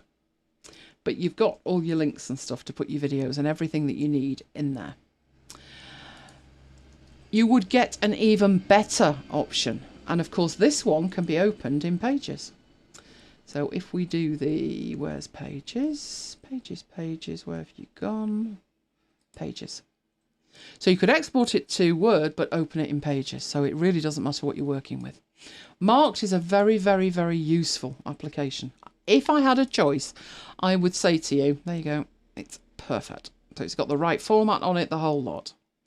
If you had a choice, I would say Ulysses is probably the better way to go. But, as you saw, there were other applications. Now, in Setup, there was the focused one. Now, what I'll show you is I will export it from Ulysses to Word. So there's my docx format. In here, I previewed it before. But what I will attempt to do is send it to Word. Now, was that? I had to do something. I'm dragging and dropping it out. So I dragged and dropped that proxy icon. Let me do that again so you can see it. Right, I went there and I got that and I dragged it down there. And we'll open that one. And the difference should be everything's in this one. So that's why Ulysses has an advantage. With exporting it from Ulysses, you get all of the graphics. The only thing that won't be in this one is the video, which obviously... In fact, Word probably can embed a video, can't it, Mike? Let's have a look. I don't think the video is there, though, to be honest. But that's why you get a better export from Ulysses, because it understands the graphics. But you can export from anything. Doesn't matter. The one that I looked at in Setup was called Focused. I have never tried that one. I've tried every other one. I've never tried that one. And the reason was, it was from a company who brought an application out. And every time they brought an application out, 6 months and it was dead. You're probably thinking, yeah, but that's been around years, so you were wrong. No, they sold it. They sold that one to somebody else. And I'm guessing that's why it's still there. But that is just a few applications that you can use with Ulysses. With Markdown. If I knew what I was talking about, I'd be dangerous. Right, I'm going to take a very swift look at a new application. It's going to be very swift because it's pretty niche, I suppose. It's from a company called Tumult, which you may know. This is their new application. It's a HTML editor and previewer. You may know them because they have other applications. The biggest one being Hype. Hype is now at version 4. Hype is used to create HTML5 compliant animations. That might not sound like it floats your boat right now, but in the day, that was critical. The developers of Hype used to work at Apple. They left a little while after Steve Jobs murdered Flash. And that's what Hype creates. Back in the day, everything that Hype does would have to have been done in Flash. So Hype enabled you to write it in HTML5 compliant code and not need the Flash player. Now, their HTML editing side of things was covered with an app called HyperEdit. So you may have heard of HyperEdit before. Well, that's what they used to have. HyperEdit was their HTML editor. It's a little bit long in the tooth. So what they decided to do was completely revamp it, and it has now become Whisk. I got invited to the beta because I'm a beta tester for Hype as well. And I thought, oh, I'm liking this. And the reason was the preview. Obviously, I can write code on a blank page. You remember the Choir site, don't you, Mike? I remember the Choir. Oh, yes. So when we learnt to code HTML, you had a text editor. Should I be proud of that? Yes, because you did it. Just the fact that you could sit there and type it. True. So we can actually sit down with a piece of paper and a pen, if you like, and write the code. But what was so handy with Whisk was the preview. So let's go and have a look at that. Now, for that to work, I'm going to need some HTML. and I had some HTML, and then I tidied up. This was around the time I was forgetting to press record. That's 2 weeks running. I want shooting. I've got one there, which is... no, that's not the one I want. But I have got some files, luckily.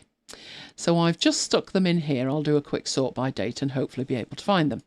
Okie dokie. It's these 3 here, which aren't exactly files, but never mind. Some are folders. Right. What we're looking at in these 3 files that we've got here. Why did that not move? Come on. Move. Why is the stuff not moving off the desktop? Shall I stick a link to it? Yes, feel free. Oh, hang on. Right, I see. Right, they've gone, apart from that one. Never mind. Right, so these ones that I've got here, these are the 3 mails that I have to send out when we've got an after hours and a marooned on a Friday night. They are exported from Scrivener. Technically, they should all be perfect.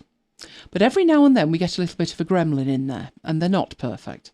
Either I've put the wrong show number on it. That's been known to happen, hasn't it, Mike? Every now and then. Or something else. Sometimes the bulleted list goes crazy. So I go into Scrivener and I do compile, compile, compile.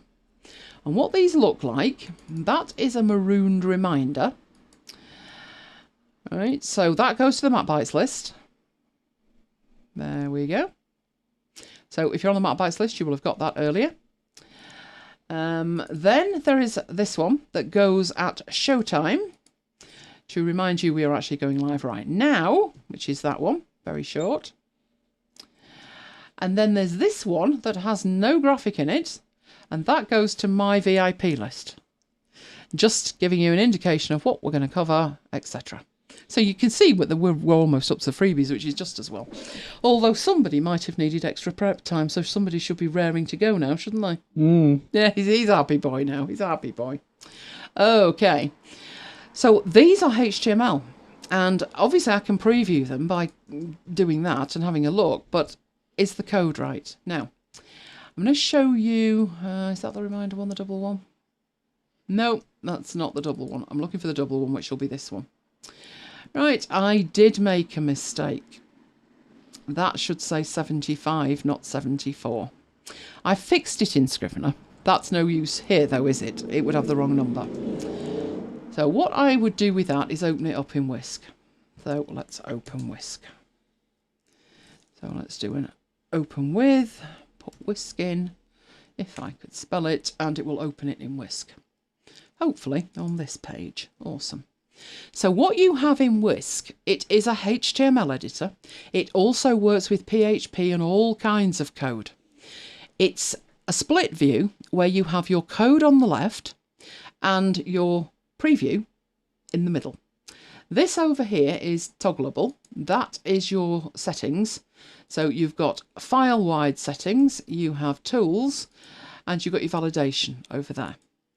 So basically a 3-pane view where you can interact with your content. So, for instance, let's have a look what we've got here. If you don't know any HTML, you're probably running for the hills. HTML is just a text way of marking stuff up, like Markdown, but it's more complicated. So what we have here is the top of the file, which declares this to be a HTML file. So it's self-defining. When a browser reads that, it says, right, okay, you're a HTML file. This is the character set you're using, and this is the page title you want.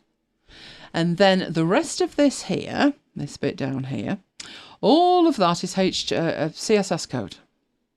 Some of it is commented out, most of it is not, and there is a lot of it. All of this code is needed to make that email look like it looks rather than just plain text.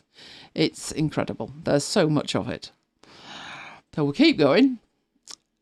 When I get to the end of the HTML, so here's the responsive stuff. Does it work on a phone? Does it work on there is actually a lot goes on into getting one email out the door. Seriously. Right, extra codes. So we're coming to the bottom. They're the ones I've had to add in extra to make it completely work with everything I'm putting in it. And then we have buttons. We have green buttons and we have red buttons and all kinds of buttons. We really are nearly down the bottom. But if you see where that's moving to with the... I can't do that because I'm scrolling. But you should see the little scroll bar moving down. That is the end of the style information. And if we look at that, 466 lines of it. Just for an email, there's nothing like 466 lines of it. But that's what you need to do with the code. Then it says, okay, that was the head of the document. This is the body of the document now. And now in there, I'll show you a bit that will then make sense, hopefully. We should have a button at some point. We do. Join us at 7 p.m. Right, we have that there. Join us at 7 p.m. That's the text, but it's showing us a button. That's because of the CSS, but if I go into it and say join us at 8, it instantly updates in the preview. Now, that wasn't the mistake, was it? No. The mistake was a little bit further down. It's this bit here, the heading 2, which is that bit there. And that says episode 74, and it's not. It's 75. So now I've fixed it. And the beauty is that you can actually see that to edit it. Now, many moons ago, before I got the Scrivener thing 100% perfect, I actually had this where I exported it and then I needed to go in and actually change things and edit it. How many mistakes were there on a weekly basis, Mike? A few. Double figures. Because with HTML, you need to have an opening tag and a matching closing tag. And sometimes you just go in and you make a change and then you forget the closing tag, or you'd miss one full stop out. And if you miss out something like that character there, everything after it doesn't work. So it's brilliant to be able to open that email in here and actually edit it and save it. So I can instantly see, okay, that's where I'm looking for. That's what I need to edit. And I make the edit over on the left-hand side. Now, other problems were when you wanted, say, a specific colour. So somewhere back up here, there must be somewhere. Here it is, background colour, orange. Awesome. What if I wanted that background colour blue? Right, so these kind of things needed to be sorted out. But what if I don't know the name of the colour, or there isn't one? So what if I wanted pale pink?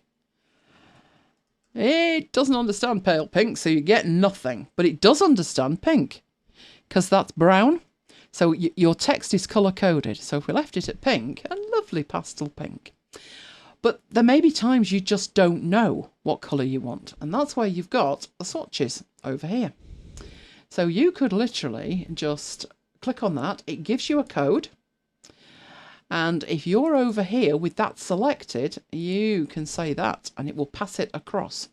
So with it selected, you can just think, I don't want this pink, that pink. That's amazing. I've used Dreamweaver years ago and it was a pain. If Dreamweaver had worked like this, I'd still be using it. That's amazing. You can also, of course, you've got a whole lot more tools in here to work with than just this. I'm appreciating, though, that not everybody codes in CSS or HTML. That's why it's a short part of the show. But you do have different modes, so you can change it to be PHP, which is a language, an interpreted language, a code language, rather than just a markup language. Markup languages just tell something what it should look like. PHP can handle queries and be interactive, as can JavaScript. And CSS is what you see me editing now, which is, again, instructions for what something should actually look like.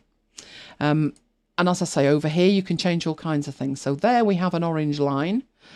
And I can go in and make that a different colour instantly. It's the instantness of it that is amazing me. Most times you've got to refresh or something like that. But with this one, you don't need to. I could send that one back and make that orange. I'm assuming that that is orange. But actually it's sending back the code. So if you know the code for a colour, great. But it's actually probably more important to know the name of the colour for the colour that you actually use. So you put in orange and you're sorted. So in here we have this mode, which is HTML, and you've got your highlight on. You can choose when you refresh as well. So obviously I've got it set to instant because this is very simple. But if I was editing something that was a huge thing, then I may need to think about that I might want it delayed or even do it manually. You can have code snippets. So if you wanted to make something bold, so let's just right down to the bottom. Day 54. Where's day 54? So I select what I want in here and then make that bold. You can see there is a shortcut for it. But if you just click that, it's actually put bold tags around there. If I wanted that bit in bold, I could just Command and B, and again, it's put the bold tags around it. So if you know basically it turns your HTML editor into like Word, where you can Command B, Command I work, which is highly unusual, to be honest. But if you're not sure, then you can go and use these code snippets over here. You can also edit all of that. All you need to do is literally just select it to add it over to the editor as well. But editing the snippets and adding snippets is amazing. You can create new groups, which is that bit there with the disclosure triangles. So I could go in there and make a new group and rename that. So call that MacBites. And then inside it, I could then put a new snippet. You give the snippet a name. So maybe I want to put like show title. And then in here, say what you want to be before it and after it. So if it's a show title, let's just say I wanted it to be bold and I wanted it to be italic. That's what I want you to put before it. And after it, I then want you to turn off the italic and turn off the bold. This is not good practice. You should make a style, but this is an example. And then save it. And it will put that there. I actually want that inside MacBites. So my show title's inside MacBites. So, did I put a show title in here? Let's choose, where are we? Should have a play around with that one, that MacBites one. Which is that one there, a H2. So we'll tinker with a H2. This isn't good practice, trust me. But we'll do it anyway. And now it's bold and it's italic. And you've decided what that looks like in here. I'm going to have to take lots of time to make lots of snippets for myself, which will be fantastic. You can preview in any browser. So I'll preview in Safari. Use Safari. And it will open up this page in Safari. It may open up the saved version. Oh, having said that, look what I've been up to. Naughty me. Yes, it does. It previews it from there. So you do have that even though the file is not saved. This was your fault, Jonathan, if you're still awake. There I was, checking out the price of a MacBook. Oh, Peter says, snippets are nice, but I'd be happier if it supported code completion while typing. I would imagine that's something that they would add. I really would. It's not in the preferences in it, is it? Do we have code completion in there? Oh, no, I remember going through that because I couldn't get hype working either. No, not yet. I must admit, this would be for jobs like this where Mike says you've got the wrong number and I just open it up, change it, save, done. Beyond that, if it was a bigger mistake than that, I'd go back to Scrivener. If it was more complicated than this, where I was actually typing stuff in and marking stuff up, then no, I'd use a text editor. What MacBook was I looking at? Jonathan's still awake. Well done, Jonathan. I was doing a comparison, Jonathan. I was doing a comparison between a Space Grey 13-inch and a Space Grey, which made me cry, 16-inch. I'm still not sold on that touch bar. It's in the wrong place. But that's just me. So that's what I was doing. Having said I never used Safari, there you go, I was using Safari. Right, I'm going to hand over to Mike because he's going to take us past midnight at this rate, aren't you, dear? He's having a ponder. No, I need to get my recording going. Well, I'm going to go into the freebies first. So you get yourself sorted. You wouldn't want a recording accident, would you? Like me. I've got some great freebies. Get your pens out. Got some great freebies. Right. An expensive one. Yeah, they're all expensive, Neil, aren't they? Well, these aren't. These are freebies and they're all very good. Right. I have a font. I am loving that font.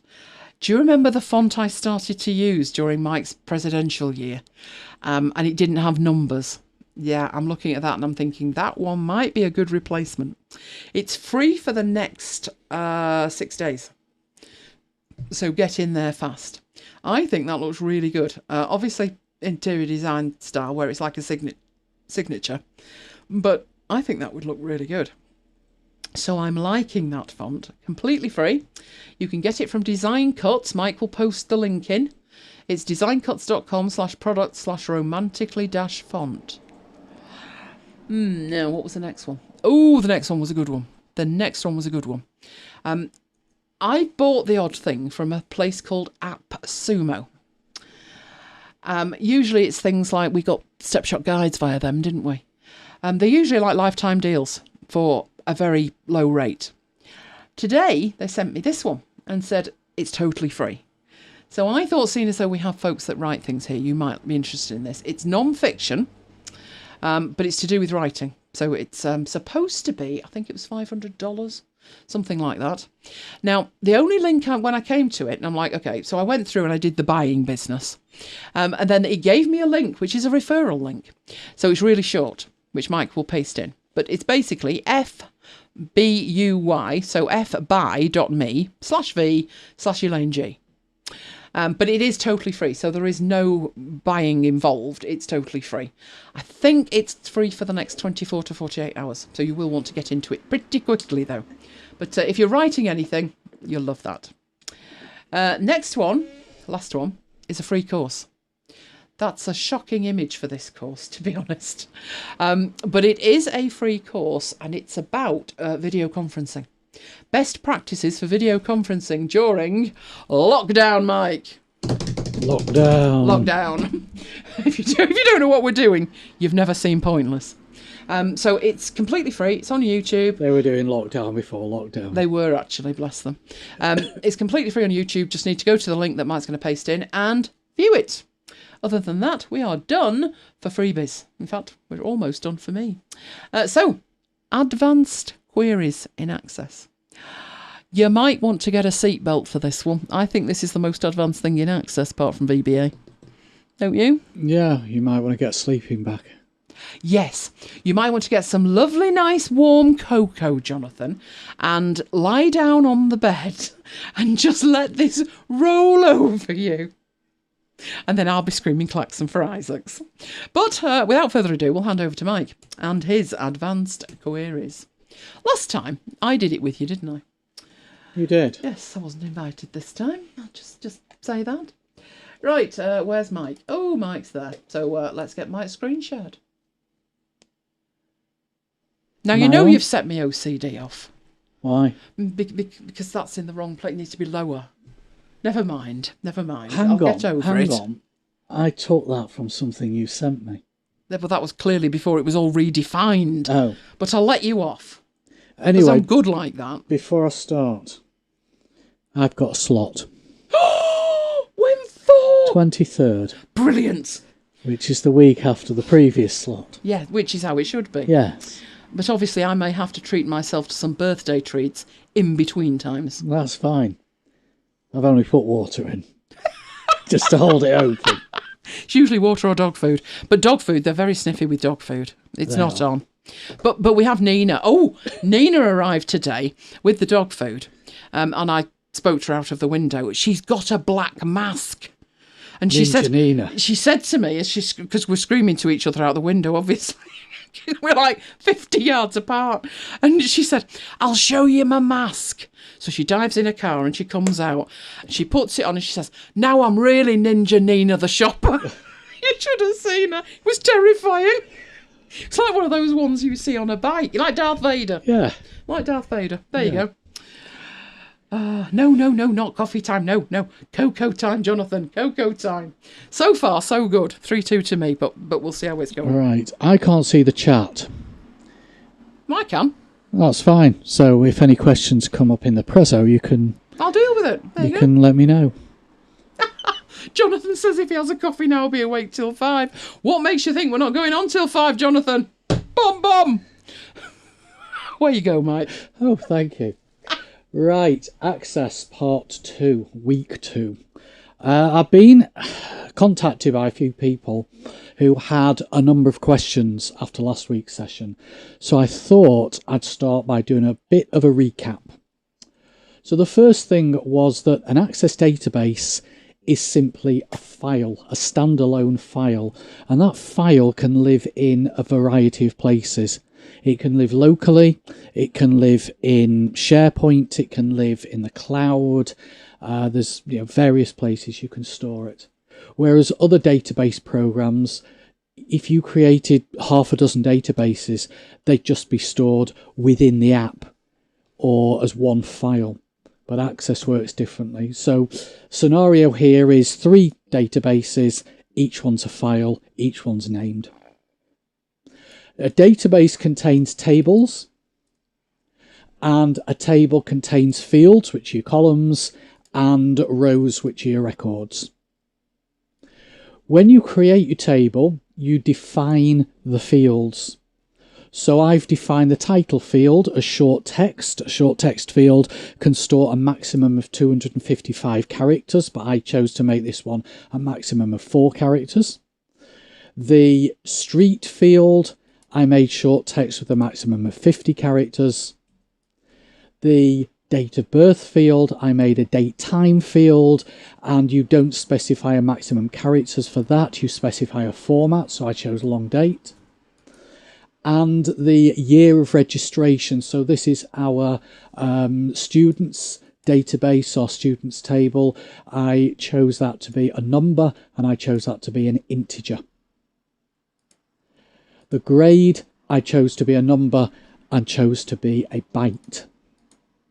Now, one of the questions I got asked during the week by somebody was, can I just explain again about the different data types for numbers? So I made a little table here. If you choose a data type of a byte, then you can store a value in that field. So every record you can store a value between 0 and 255, and it takes up 1 byte of disk space. If you define a field as an integer, you can store a value between minus 32,768 and plus 32,767, and it takes up 2 bytes of disk space. And we're talking about just that record. We're not talking about for the entire column. So if you had 1 million records, then just for that field, it would be storing 2 million bytes, so it would be taking up 2 million bytes.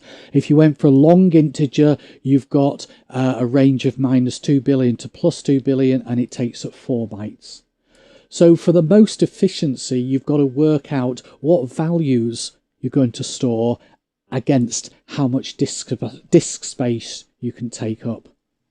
I know these days servers and machines have lots of disk space, but you still want to be efficient. Another question I got asked was, could I design my tables in Excel and then import them into Access? And the answer is you can. And Access will make a best guess at what data types it should use for each field. Although if it's a short text field, it sticks them all as 255 characters. So I suggest you then go into the table definition and change them accordingly. I also got asked about relationships. I briefly covered this last week, but could I go into a little bit more depth? So yeah, I can talk about relationships. So I have these 2 tables here, and I'm linking on Office equals Office, because that is the only columns that I can link on. That's the only common column across the 2 tables. The 2 columns that you choose to link on don't have to have the same name, but they just happen to in this case. So the Office column in one table has an equivalent value in the Office column in the other table. So we could say that one record here, one record in that right-hand table, has many matches in that left-hand table. You can see that we have one record for Tokyo in the regions table, if that's what we're calling it, and we have several records for Tokyo in the employees table. Now, you normally would call that a one-to-many relationship because there's one record in one table that is linked or related to many records in the other table. But what about New York? There's one record in one table and there's only one record in the other. So couldn't that be a one-to-one relationship? And what if we had nobody in Paris or nobody in London? That could be a 1-to-0 relationship. We're not talking about the actual data as of now. We're talking about potentially. Potentially, there's one record in one table that's related to many records in the other. So it's a one-to-many relationship. And another question I was asked, there's a lot of questions asked during the week in private messages and emails from various people. So I think it obviously generated quite a lot of questions. It is, it can be a difficult subject to get your head around, especially when you're designing something from scratch. But what about primary keys? And again, I briefly mentioned this. So the idea of a primary key is it's a field within your table that is usually used to link to another table. But when you define a primary key, it has to be unique. It can't have the same value in that column across multiple records.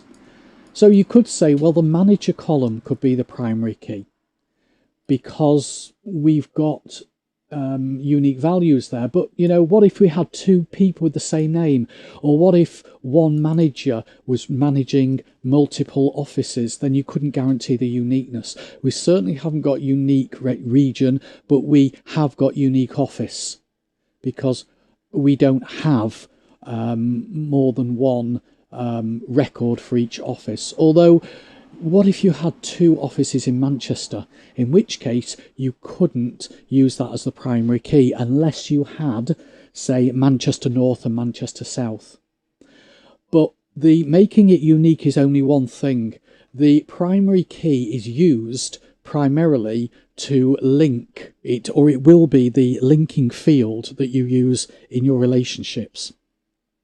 If I was to create a primary key in the other table, then I would use the employee ID because that is unique. That wouldn't be used to link to this table here, the office table. It would be used to link to another table. And even if you're not going to create any relationships, I would still create a primary key because it makes the database run faster. You're basically indexing the data in that column and it will run faster. Somebody asked me about referential integrity and what is it? Well, when you enable referential integrity, and it's a tick in a box to do it, it means that you can't add a record to the many table if a related record doesn't exist in the one table. So you can't add a record to the offices table if we don't have a corresponding record in the, you can't add a record to the employees table if we don't have a corresponding match on the office in the offices table. It's to make sure that you don't have any orphaned records. So if I added a record for, I don't know, let's think of one, Leeds. If I added a record for Leeds for an employee and I don't have an office in Leeds, then it will fail to allow me to enter that data into the employees table. And it also means that I can't delete a record from the offices table if there are related records in the employees table. It won't let me. It's to ensure that there are no orphaned records. If I delete a record in the one side, I can delete related records in the many side. You can set that up. What if you wanted to shut down the Tokyo office? So you delete the record from the right-hand table, the one side, but you want it then to automatically delete those related records from the many side. If you tick the box to allow you to do that when you create the referential integrity, it will do that. So it's a good way of tidying up your data. Got a question. Yeah? Paul says, what about primary keys that are generated, for example, a UUID? A UUID. You can create a primary key for an auto number field, if that's what you're talking about, an auto number field. But I think there is a data type of UUID or something like that. There is. In one of the later versions of Access. And I must admit, I'm not sure. I will add it to the questions for this week and come back to Neil said... Come back next week. Hang on, let me get back to it. Neil said, I didn't know we were allowed to email you, Mike, so I've said that he is. Yes, stick my email address in the chat.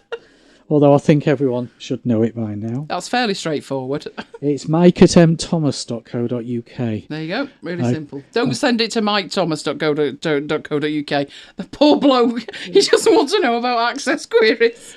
I've had a few emails to mike@nthomas.co.uk. Really? Yeah. Are they fascinating?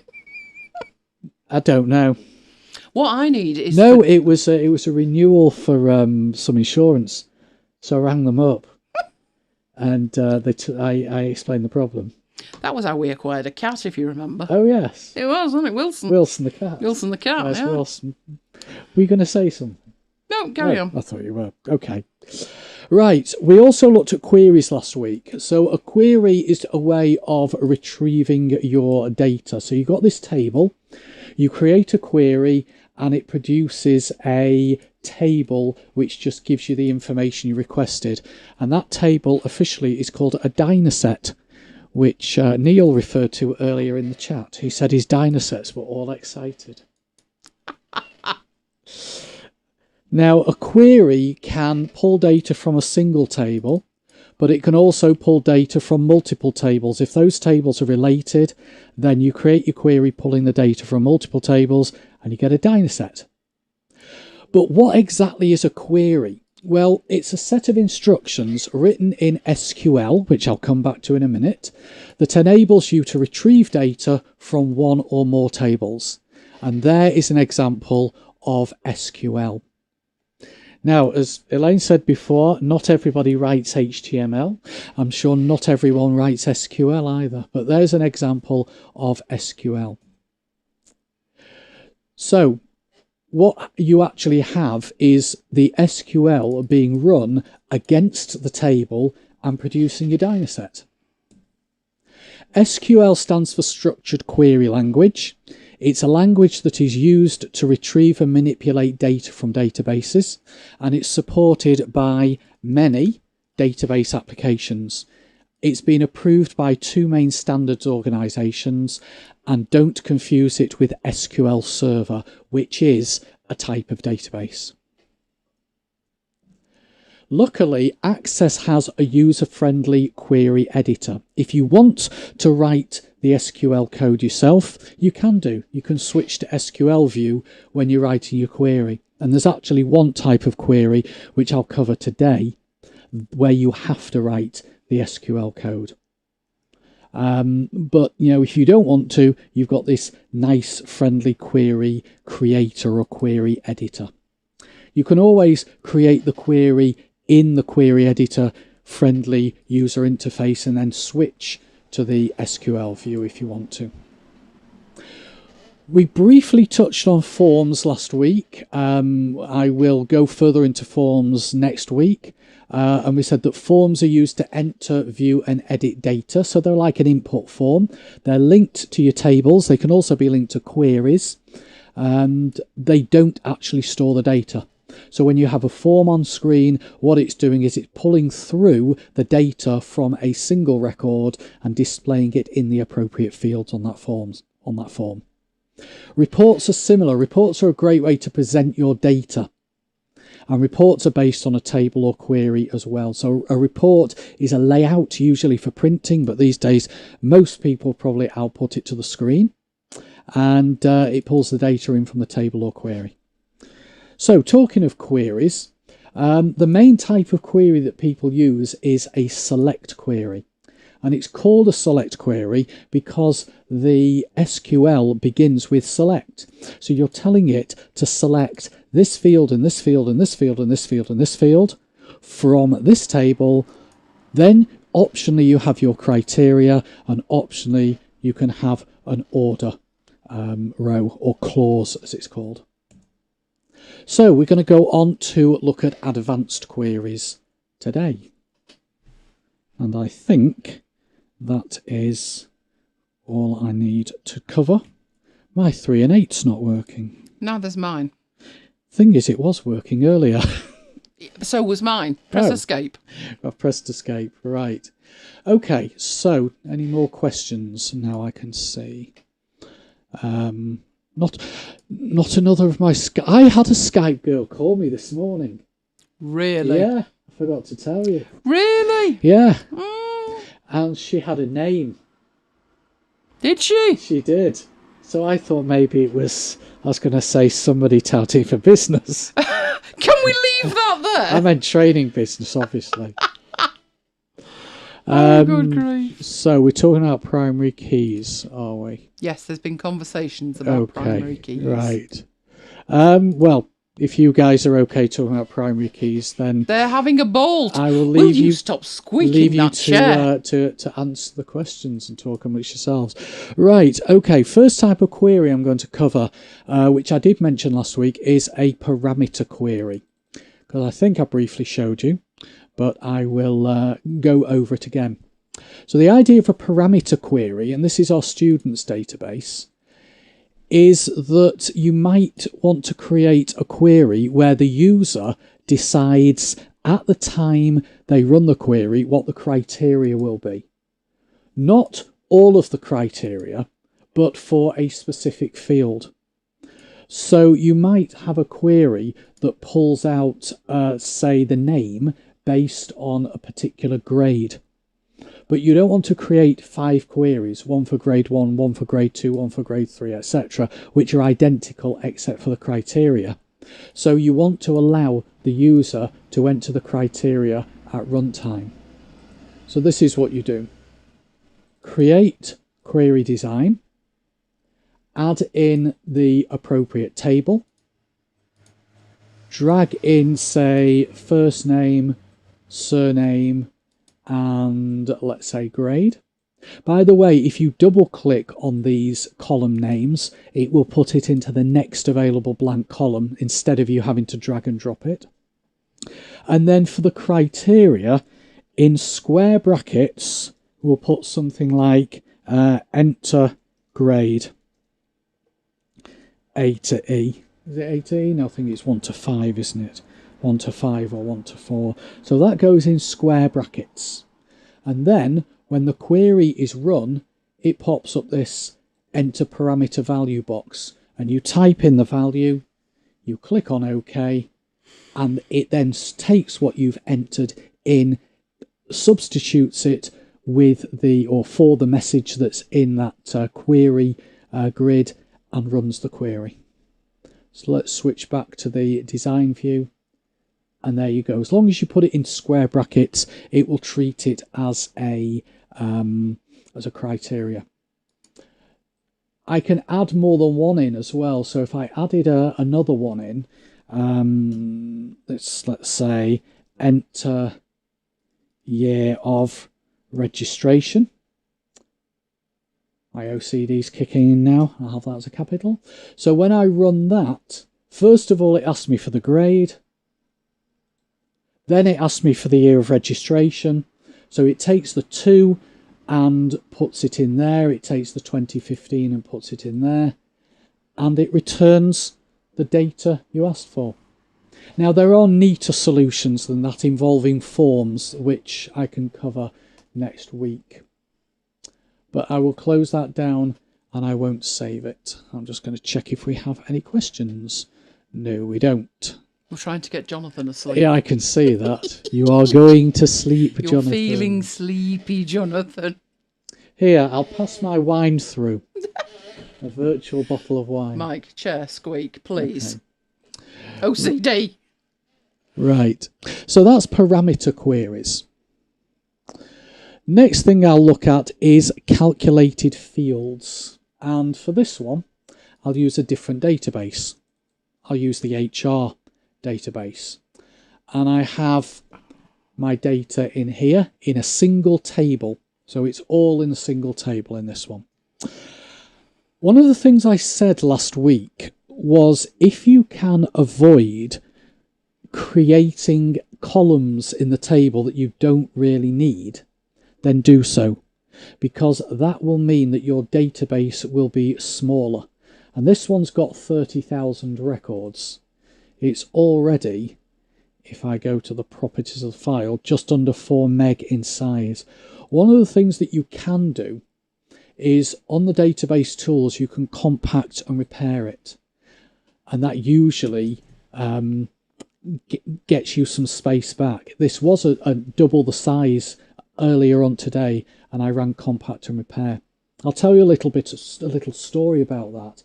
Where I work at AstraZeneca in the training team, I joined the training team about 13-14 years ago, and they had an Access database which they used for all the bookings of all the courses, and it's throwing up errors.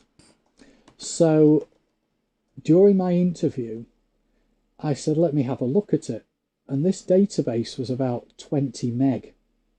So I just went into the database, ran the compact and repair, got it down to like 5 meg, and all the errors disappeared. Got the job. And got the job, yeah. Yeah. So there it is. Let's just see if it's reduced it. No, it hasn't, because I haven't made any changes to it since I last ran compact and repair. But yeah, if you can avoid creating fields that you don't need, that will make your file smaller. But also, because at the table level you can't actually do calculated fields, you'd have to type the data in as static data, and of course data changes. Things like people's ages change, and you'd want that to change as soon as their birthday came round. But let's say you did actually want a report. I'll call it a report. It's not a report, it's a query. Let's say you wanted a list of everybody's name and monthly salary, assuming that is their annual salary. To do that, I would do it as a query. So I'll go create query design. I'll bring in the employees table, and I will include the first name and the surname. I don't need to include the salary if I don't want to display it. But what I will do is I will create a new column. Now I'm going to widen this column in the grid because I know I'm going to type something in there which is quite long. I'm going to type monthly salary, spelt correctly, followed by a colon. What that does is that bit is the column heading. So when we run the query, monthly salary will be the column heading. If you don't put in a heading, then it defaults to EXPR and a number. EXPR being short for expression, which is basically a formula. So monthly salary colon, and then you put the formula in, which will be salary, because that's the actual field name, divided by 12.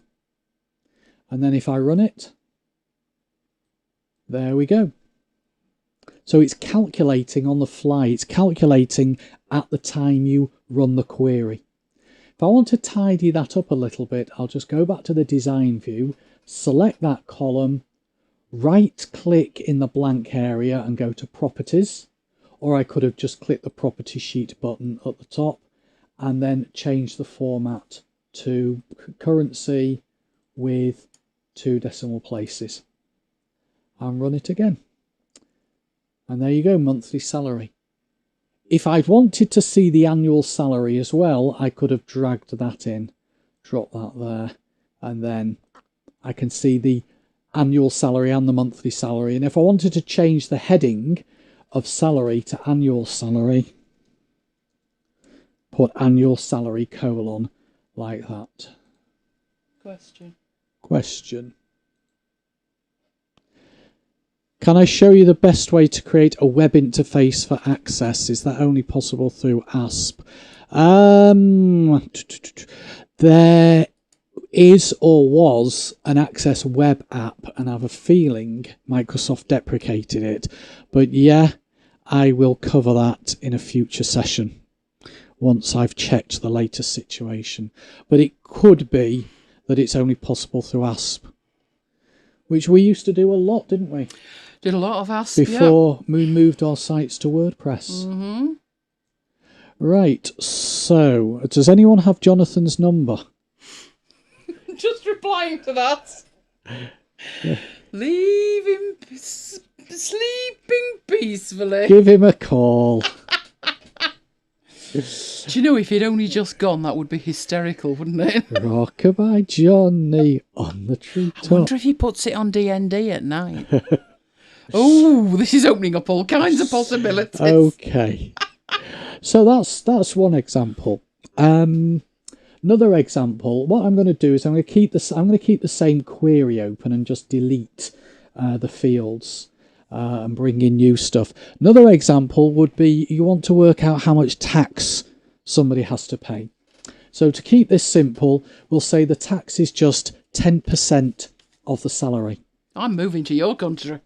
So we'll put tax : salary multiplied by 0.1. You can't use 10% because the percent character in SQL Server is classed as a wildcard character. So you've got to put it in as decimal, and I'll run that. So that gives us 10% of the salary. Now, what if the tax rules changed and they got a little bit more complicated? So it was 10% for anything up to 30,000, and it was 20% when it was more than that. So what I can do there, I can use an if statement within the formula. Now, just to be awkward, Access doesn't use if in queries. It does in VBA, but it doesn't in queries. It uses if, which is short for inline if. So there we go. So if, open brackets, salary is greater than 30,000, comma, take the salary and multiply it by 0.2, comma, take the salary and multiply it by 0.1. So if you remember back many weeks ago when I did if functions in Access in Excel, it's very similar in Access. It just uses if. You'll also notice that when I pressed enter, it's put square brackets around the field name salary. I could have put those in myself, but it will do it for me. It's just Access's syntax. You have to put square brackets if you've got a space in the field name. But if you're writing the SQL code yourself, you can get away without the square brackets. It's just that in the user interface for queries, Access will put those square brackets in for you. The best thing to do is don't put spaces in your field names. Question. I think there's a shortcut to open editing a field with big formulas. I don't remember it. No, Neil. Is it something F10? I'm just wondering, was it F2? Or F10? F2, let's try it. No, F2 highlights it. F10, shall I try F10? No. I can't remember it, is my honest answer, Neil. Because I don't use it, probably. But yeah, if I could remember it, it would be a useful one. If I actually switch to the sequel view, just to show you, so view sequel view, it does put in the square brackets, but technically you don't actually need those square brackets. So let's just go back to the design view. So I'll run that. And if we just do a quick calculation, what I'll do is, just to prove I'm not cheating, I'll bring the salary in as well, and then we can check it. So yeah, anything that is under 30,000 is giving us 10%.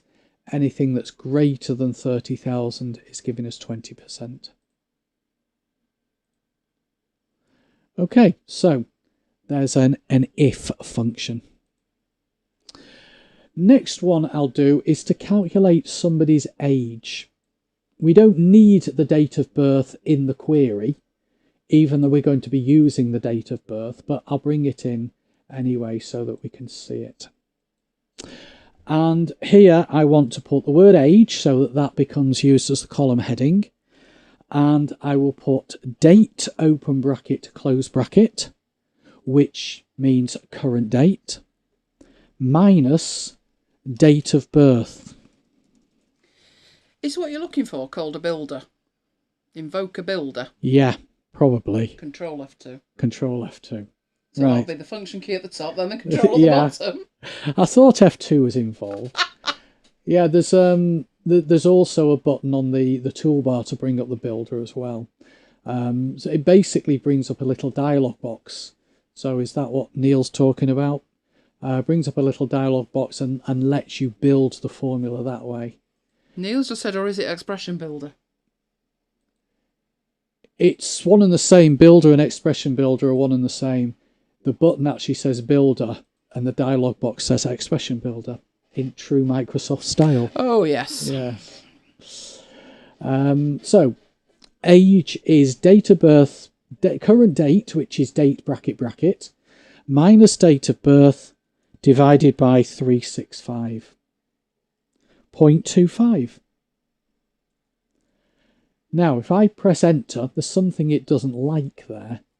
And what it doesn't like is I haven't put square brackets around the date of birth. So yes, it will put the square brackets in for you.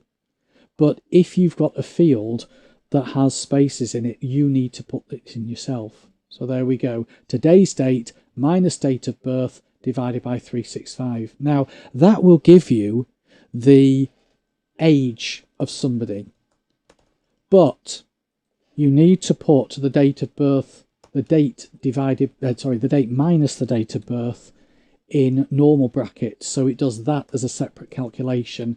That will give you the number of days, and you divide that by 365.25. And again, I probably covered that in Excel at some point. It's a very, very similar calculation.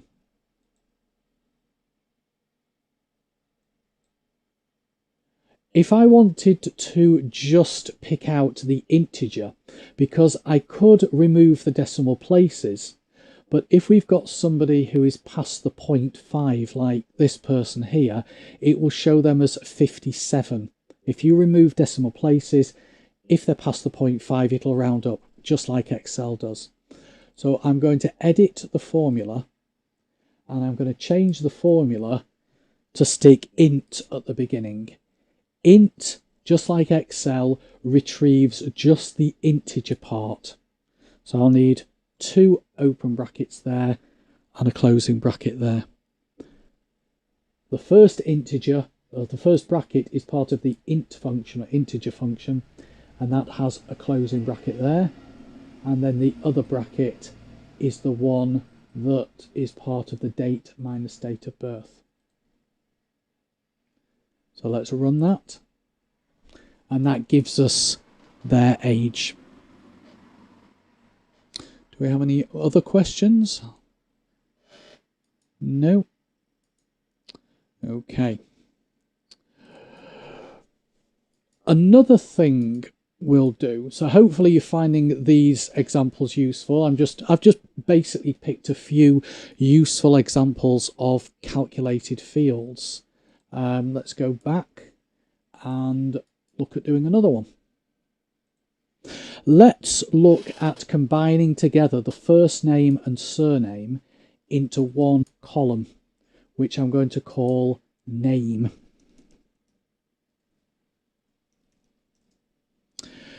So this one is going to be first name, which I have to put in square brackets because it's got a space. Probably wasn't the best idea I had when I built this database to have spaces in, but at least it shows you what issues you face if you do. So first name, ampersand, space, ampersand, surname. So it takes the first name, joins it to a space, joins that to the surname. The space has to go in double quotes because it's an actual character. Like that.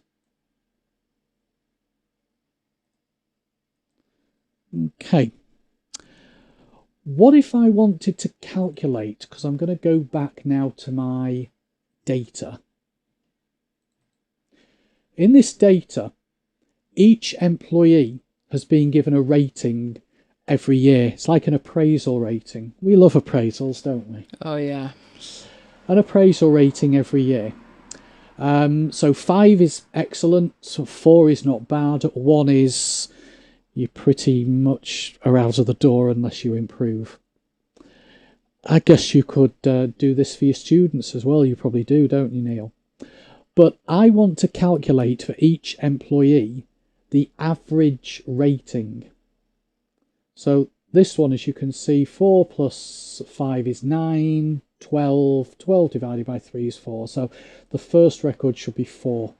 I need to calculate the average rating over the past 3 years. Maybe their salary increase is going to be based on that. I'm just going into the design view for the table, which I didn't need to go into. So what I'll do is I'll bring the ratings in only so that we can check the result is correct. We don't actually need those ratings there to do this calculation. I'll make this a wider column. So this is what the formula would be. And I want a heading that says average rating. So I'll put my heading in. And it would be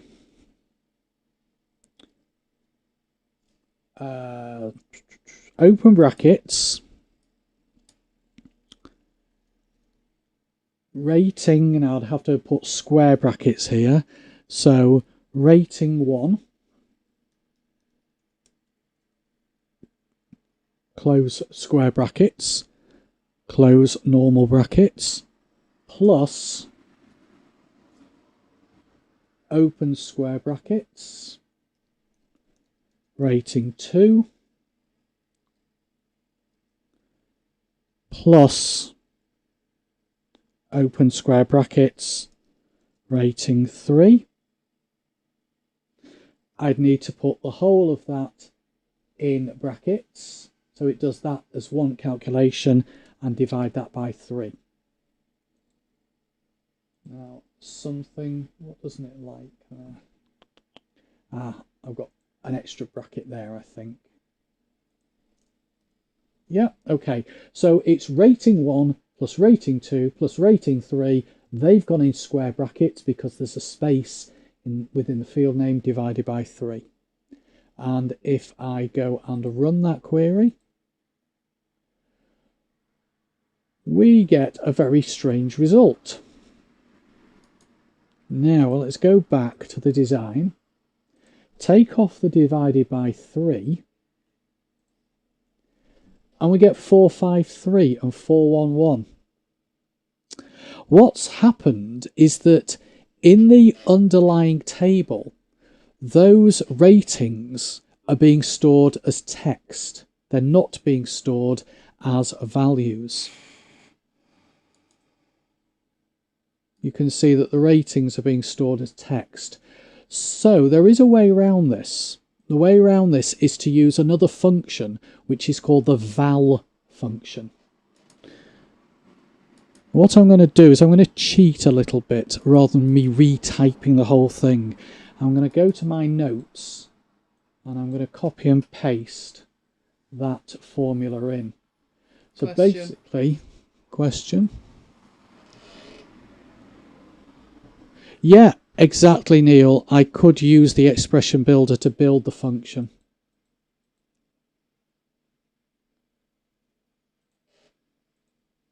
Let's go to there. Yeah, there you go. I could have used the expression builder to build the function. What you can do is you can go to the functions in there. You can go to built-in functions and you can scroll through all of these functions. As you click on the names of the functions, like it does in the Excel function builder, it tells you what that function does, and clicking on there will give you some more help. So yeah, you've got built-in functions, but you may also have created some functions which you can do with VBA in the individual databases. But yeah, that's what you would do. Or if you knew the type of function you wanted, you can go to the category and just look through the functions that belong to that category. But yes, you can build the function in here. And I'll actually change the column heading in here. Average rating. But yeah, basically what the val function does is it converts a value that is text into a numeric value. So I've had to say, take the value of rating 1, add it to the value of rating 2, add it to the value of rating 3, and divide that by 3. And that will give us the average rating. And if I go and apply a format, say of no decimal places, then it'll just make it a little bit tidier. He says, hang on, did I do it in the wrong column?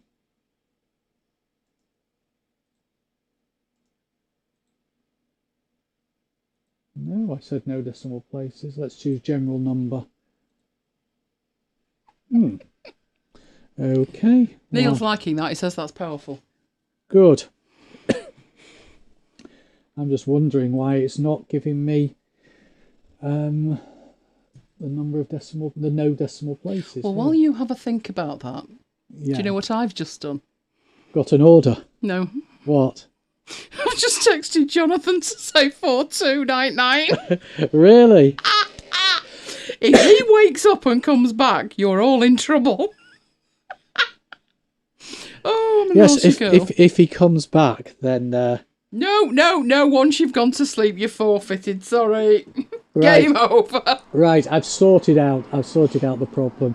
I've chosen fixed, which is a fixed number of decimal places. And that gives the average rating. Okay, so that is now correct. So hopefully you can see how powerful these queries are. Okay, let's go on and look at other types of queries. So that was just a normal select query, but doing calculated fields. So I'll save this just in case anybody wants to return to it later. I'll call it QRY calculated because I can't spell. I can't spell and talk at the same time. You can't type and talk. Can't type and talk. No, you'll notice when I type and talk, I speak what I'm typing. My favourite is if I say 300 million, I'll type 300 and then I'll shut up because I'm counting in my head the 6 zeros. I do that all the time. I was doing that when I said salaries greater than 30,000. I was wondering if the MacBites teeth were coming out with referential integrity. It was a think, close thing. I think I avoided, yes. Yeah, I said it slowly. You say after a glass of wine. Jonathan's sleeping like a baby. You see? Why, has he texted you back? No. That's how I know he's sleeping like a baby. Okay. He'll wet himself in the Neil morning. says he's just concentrating. Yes, he's concentrating on being asleep. Right. He's a morning person. He is. Right, let me get back to queries. Another type of query, nothing to do now with calculations, is grouping queries. So let's start a new query, create query design. And what I want to do is I want to show a list of the locations, which I've called home location. So it's where the employee is based. And I want to show the total salary for each location. So I wanted to add up all the salaries for New York, add up all the salaries for Tokyo, add up all the salaries for Shanghai, etc., etc. Typical type of report a manager wants. How much are we spending on salaries broken down by location? So to do that, let's bring in the employees table, drag in location into the grid, drag in the salary into the grid. Now at this point, if I ran the query, I would just get a list of locations and salaries. If I want to group it, I have to click on the totals button up here on the ribbon. So on the design tab, click on totals. That adds an extra row into the grid. Leave location set to group by, but change salary to sum. And then run the query. And that will give us the total salary per location. If I wanted to change the heading, and so it doesn't say sum of salary, I'll just change it in here, total salary colon. If I wanted to order it by location, I can do that. I could order by total salary if I wanted to. Yeah, we discussed this last week, Kim, about access for the Mac.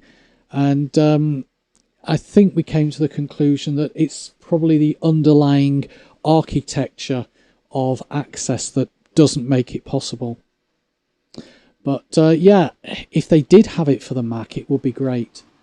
You know, it would walk all over. I don't know about FileMaker because that's very, very powerful, but it would certainly walk all over some of those other databases, I think. Kim says that she wished they had this for the Mac. Add it to your wish list, Kim, and we'll see what Satya has to say. But I don't think it's coming to the Mac anytime soon. You know, I'm surprised it's not gone on the web. Yeah, well, there is actually a web version. Going back to what Neil was saying before, I've just remembered there is a web version of Access. I don't mean creating a web front end. There is actually a web version of Access. I remember looking at it once. I don't think it's as powerful as this. I don't even know if it's still going, actually, because it was a while back. Okay, so let's close that query down.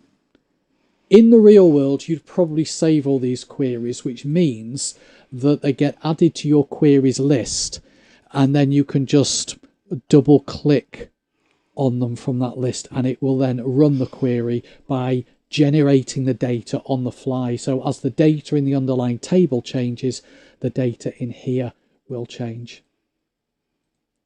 Another query that I want to do with grouping is the number of employees per year.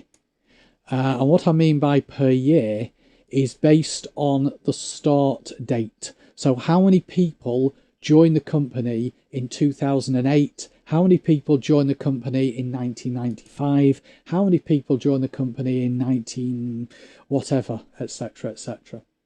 So to do that, I will need to create a new query.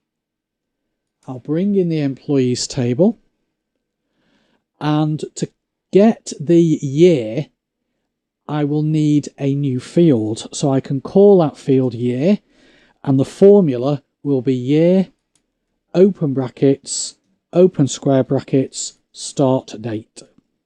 So give me the year, extract the year from the start date. And that will just give me, if I run it, that will give me the year of everybody's start date. There's no grouping at this point. It's just extracted the year out of the 30,000 records. To get the number of employees, I can just drag any field in. It doesn't matter which column I use, because for a count you can drag any field in as long as there are no blanks. Same as when you do a pivot table in Excel. So just literally, I'll just pick the first one. Make sure I click the totals button to add that extra row, group by year, and set first name to count, not sum. And then let's add a different column heading, number of employees, colon, and run it. And there we go. So that tells us how many employees started in each year. All right, do we have any more questions? I don't see any at this stage. All right. Now I'm going to move on to different types of queries, because so far, although I've categorized these as advanced queries, they've all been select queries. But there are other things you can do with queries apart from getting a list of data, whether it be data that's pulled straight from your table or whether it be calculated like I've just been doing. Question. Or grouping. Question. How do you import an existing database into Access, specifically designed file that does not have the file extension of Access? How do you import an existing database into Access? Where's the data coming from, Deb? Is it an existing database? As in data from another application that is a database, or data that is exported, maybe it's in CSV format. Right. What you would do is you'd go to the external data tab there. Go to the external data tab, and then on the import, you can import from a file. So you can import it from another Access database, or you could import it from a text file. So that would count if it was a CSV file. And as Neil and Paul say, you will then end up with various different tables in here, and then you would create your queries and your reports. Let me show you. I have got, I'll do it from here. Do it from this table here. This is an Excel file. Okay, so this is all, well, it's not right up to date, but this is all the after hours and YTPs and maroons, and the show titles, the durations, etc., etc. So what I will do is create a new Access database. I'll close this one down, go into Access, create a blank database, call the database MacBites, stick it on my desktop and click create. Close down the table that it pre-creates and then go to external data, new data source. Now what you do, Deb, is say from text file. I'm going to say from Excel. I'm going to choose the Excel file. There it is. And I'm going to say import the source data into a new table in the current database. I'm going to say pull the data in from the worksheet called data, so you wouldn't have this step in a CSV file. The first row does contain column headings, which you'd probably have in a CSV file. And then for each column, you can click on the column heading in this preview and you've got various options. So there might be a column that you don't particularly want to bring in. So for example, the year, you could say don't import that, because that could actually be calculated from the release date, and therefore we wouldn't want to bring that in.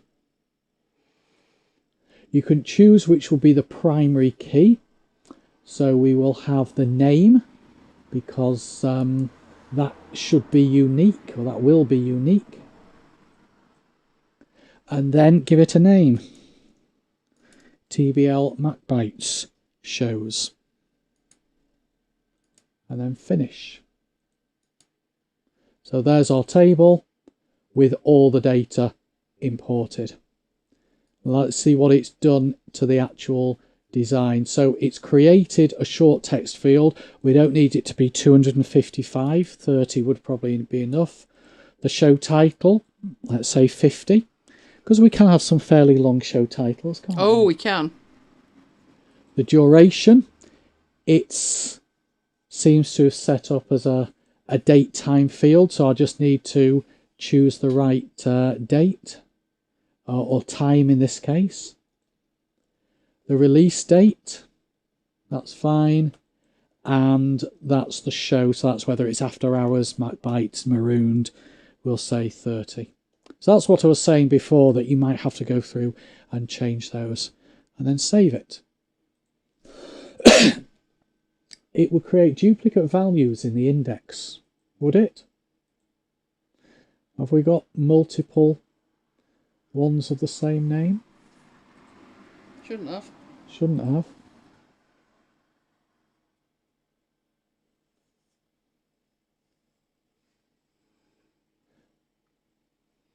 Oh, well, I'll sort it out later. Hopefully that explains, Debs. Hope that helps you. Why don't we do a build with me when we've done the access thing? And actually build a database with some data from a CSV and do the whole thing, soup to nuts. Yeah. Well, on another night?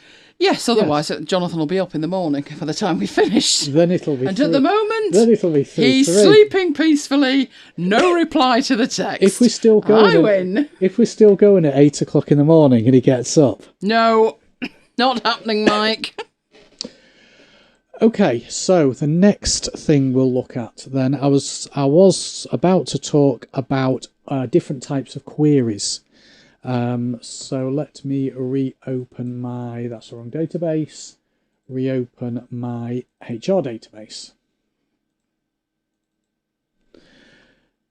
The first type of query I'm going to talk about is an update query. So these queries now that we're going to look at are what they call action queries. They are queries that perform actions on your data rather than just return results. I've got 30,000 records, and what I want to do is I want to change the New York City. In fact, it's New York, isn't it? I thought it was New York City. But I'm going to change the New York to NY. Now, you could, if it was a simple thing, just do a find and replace. You know, that's actually quicker than doing a query. But it might be more complex than that. It might be that you want to change New York to NY, but only for people on grade A. Obviously, that's a silly example, but hopefully you get my meaning, that sometimes it's not as simple as being able to do a find and replace. But let's do that as a query anyway. So create query design. And the first thing I'll do on the design tab is change it to an update query. And you'll notice that the grid now changes. So instead of having field, table, sort, show criteria, we now have, oh, where's it gone? Update. We now have update to. So I will drag the employees table in and drag home location in. Set the criteria as New York, and in the update, put NY. Now at this point it hasn't actually done it. You have to run it. This is what people forget. They think they set up the query and that's it, it's done. But you have to run it. And it tells me I'm about to update 4,254 rows. Am I sure I want to do it? Yes. Because you backed up first. Because I backed up first, yes. So there we go. I didn't back up first, actually. No. But I made a copy of the data. The entire database. Yes, sitting in my SQL server. But there we go. Okay, it has done the update. Very useful for doing one-off updates like that. But also useful for doing updates that you might do occasionally where you don't want to have to manually do the find and replace every time. Let's do another example. Okay, another example of a update query. So create query design, change it to update as the query type. And what I want to do here is update the salary by $300, but only for people on grade A. So drag the table in. It's already set to an update query. Drag salary in because that is the field that's being updated, and put into the update to salary plus 300. That needs to go in square brackets, otherwise it thinks it's text. So salary plus 300. So what I'm doing is I'm updating the salary, the current salary, to be itself plus 300. But I don't want to do it across the board for all 30,000 employees. I only want to do it where people are on grade A.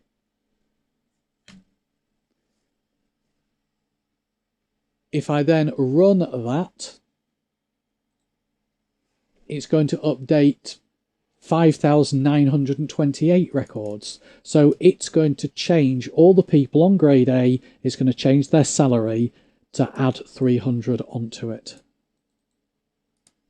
If we just have a quick look at the people on grade A, we can see some strange looking salaries there, where the number was the number, because I had round numbers with 300 added onto it. So it has worked. That's something that you couldn't really do with find and replace.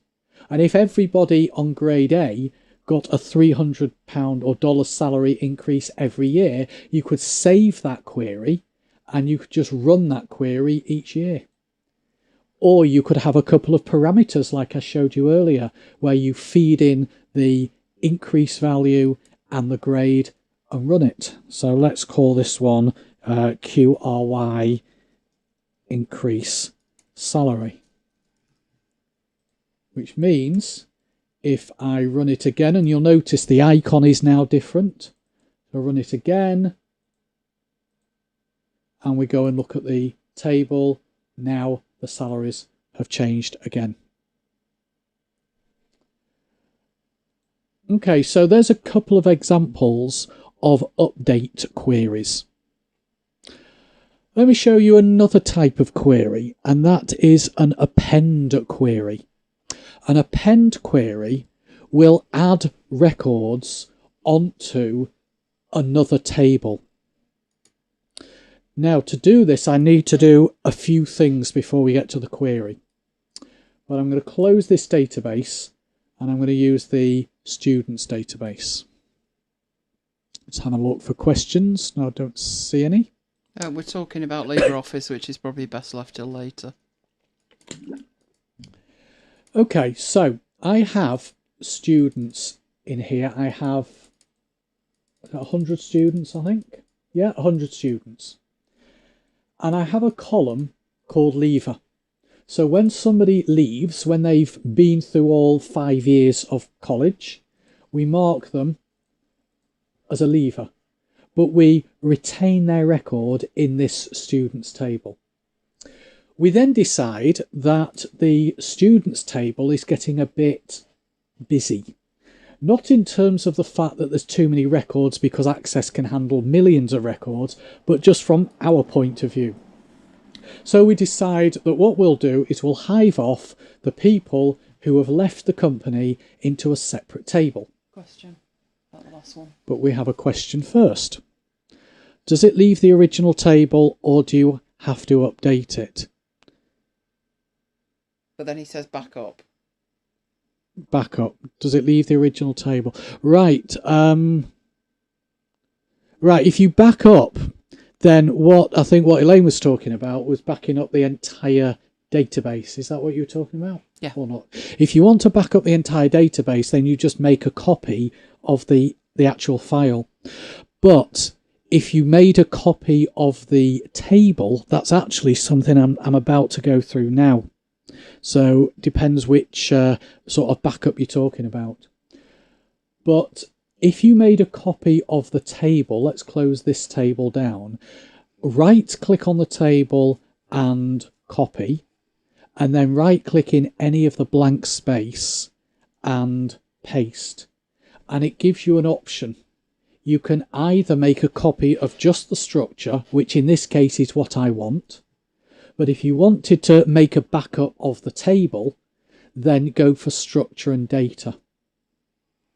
Or you can add the data onto an existing table, which isn't what I want to do.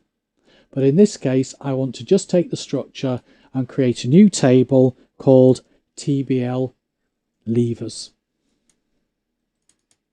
So I have a new table called TBL levers with exactly the same structure as the students table, but no data. And what I want to do is I want to take the 5 students who, there we go, I was looking for the records there, they're somewhere in the middle. I want to take the data from the 5 students who have left the college and move that data to the levers table. Now, one option is to actually do a cut and paste, but unless the records are all together, that would involve multiple cuts and multiple pastes. Plus the fact, if you were doing this on an annual basis, or if you were doing it on a monthly basis, let's say it wasn't students, let's say it was employees, and they were contractors, and they came and they went on a monthly basis. You took people on, they left, you took new people on, they left. Then the easiest way to do it is with an append query, because an append query will take the data and add it to another table. So let's build the append query. Create, query design, design, append. I want to append the records from the levers, from the students table. So actually I should really drag in the students table first. And I want to append the records to the levers table. You can see that you can append them to a table in another database. I want to drag all of those fields in. So rather than doing them one at a time, I'll click on the first one, hold the Shift key down and click on the last one and drag and drop them into the first column. And that takes all the fields and adds them in one column at a time. The first row, the field row, is from the students table. The append to is from the levers table because I specified that was the table I was appending to. And where it can make a match on field name, it does. Because the levers table was an exact copy of the students table, it makes a match on every column. If I was to run this query, it would make a copy of all the data and dump it in the levers table, which isn't what we want. We want to limit it to just the people who've left. So I go and find the lever column, and on the criteria row, I type in true, because that field is a yes/no field in the underlying table. It's got tick boxes in it. So if I now run the query, tells me I'm about to add 5 records to the table. Do I want to continue? Yes, I do. And there's the 5 records. Now what it doesn't do is it doesn't delete them from the students table. So they're still there. We still have the 100 records in the students table, but we'll come back and deal with that in a second. If I was to run this query again, it will add those same 5 records into the leavers table again.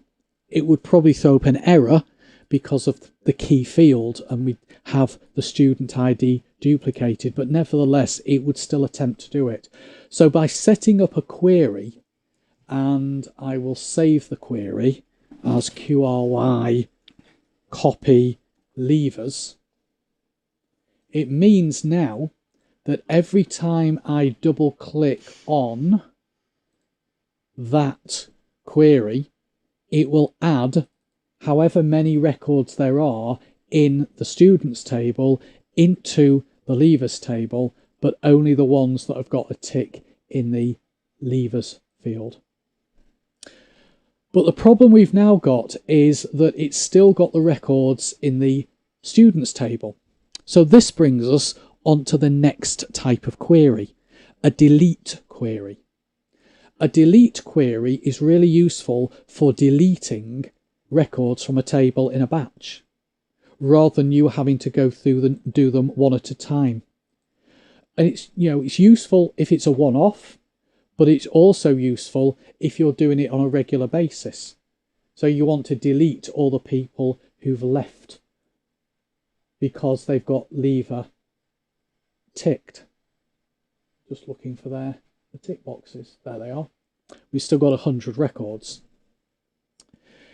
Sometimes you don't want to move the records to another table. In this case we're using an append query to copy the records from students to leavers, and now we're going to create a delete query to move them, to delete them from the students.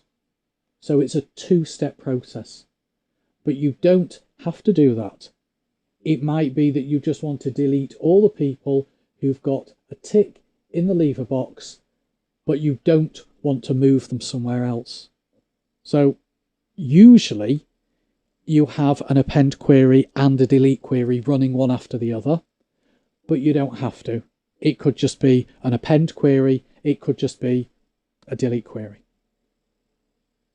See if we've got any questions. Nope. Okay. All right, so let's go and create our query. Bring in the students table. Make it a delete query. And for this one, I just want to drag a leaver in.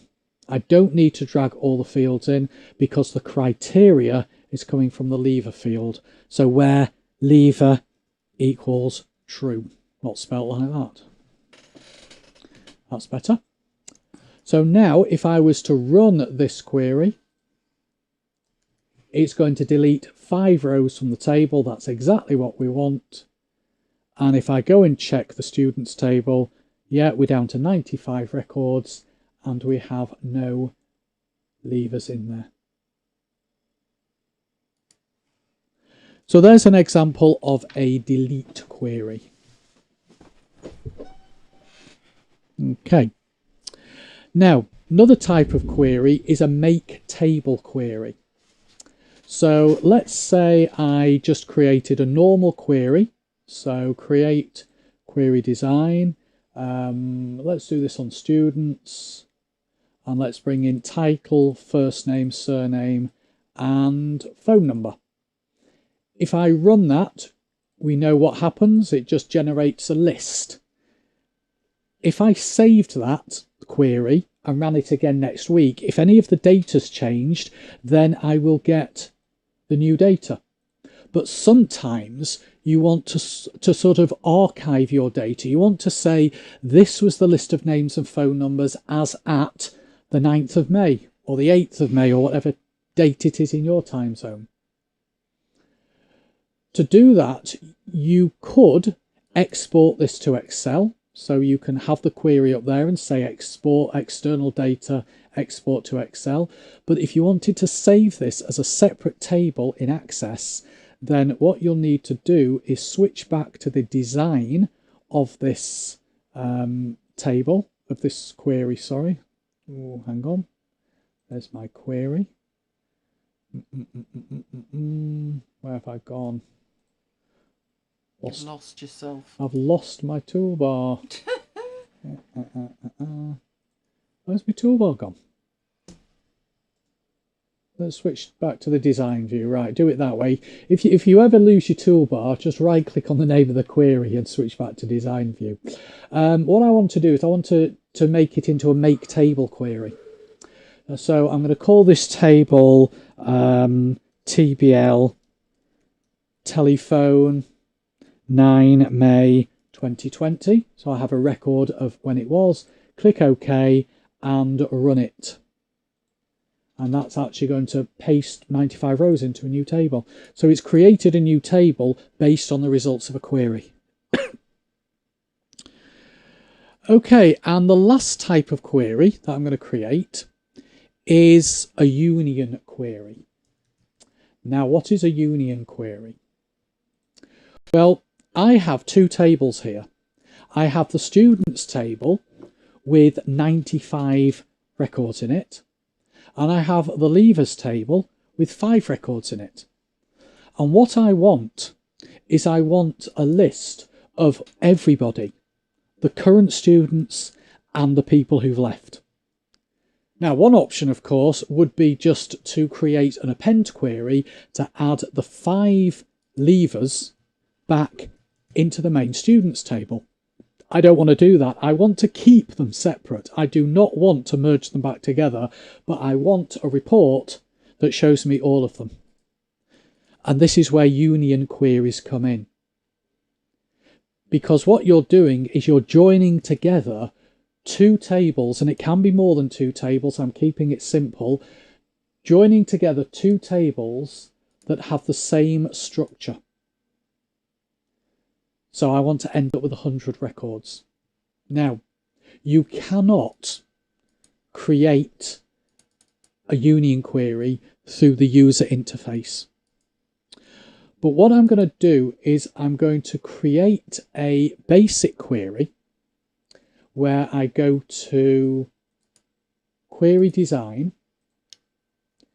and then bring in students, and like I did before, select all the fields and drag them in, and then I'm going to switch to the SQL view, design view SQL view, and that is what the SQL looks like. So that is the underlying code. Now, when you build a query with the query builder, the nice interface, it doesn't necessarily build the most efficient code. You'll notice that every field is being preceded by the table name. It is actually good practice to do that when you have got multiple tables, because sometimes Access won't know which table the field is from. But if you're pulling data from a single table, there's actually no need to include, in my opinion anyway, the table name. But what I'll do is I will just copy that and just store it in Notepad for safekeeping. And then I'll close that down. And then I'll create another query using the leavers table and select all the fields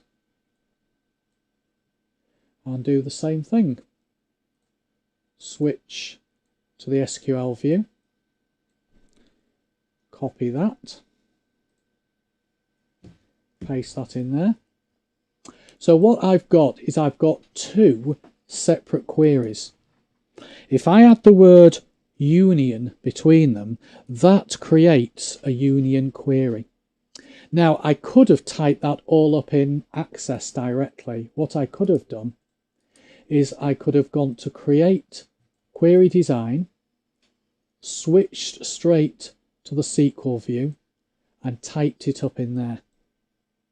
But I wanted to show you the two individual queries and then join them together. So we have two queries joined together using the keyword union.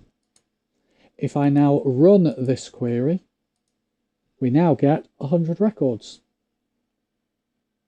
which is exactly what we wanted. The only problem you've got, and it is just a quirk of Access, is that lever field doesn't show the tick boxes. It shows 0 and -1. But if you were to use this as the underlying data source for a form or a report, you could then add a checkbox onto that form or report, and it would show as a tick or an empty checkbox. Okay, so that brings us to the end of Access Advanced Queries.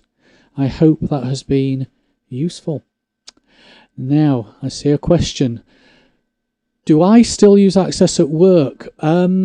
We do actually use Access at work. Primarily, we use SharePoint.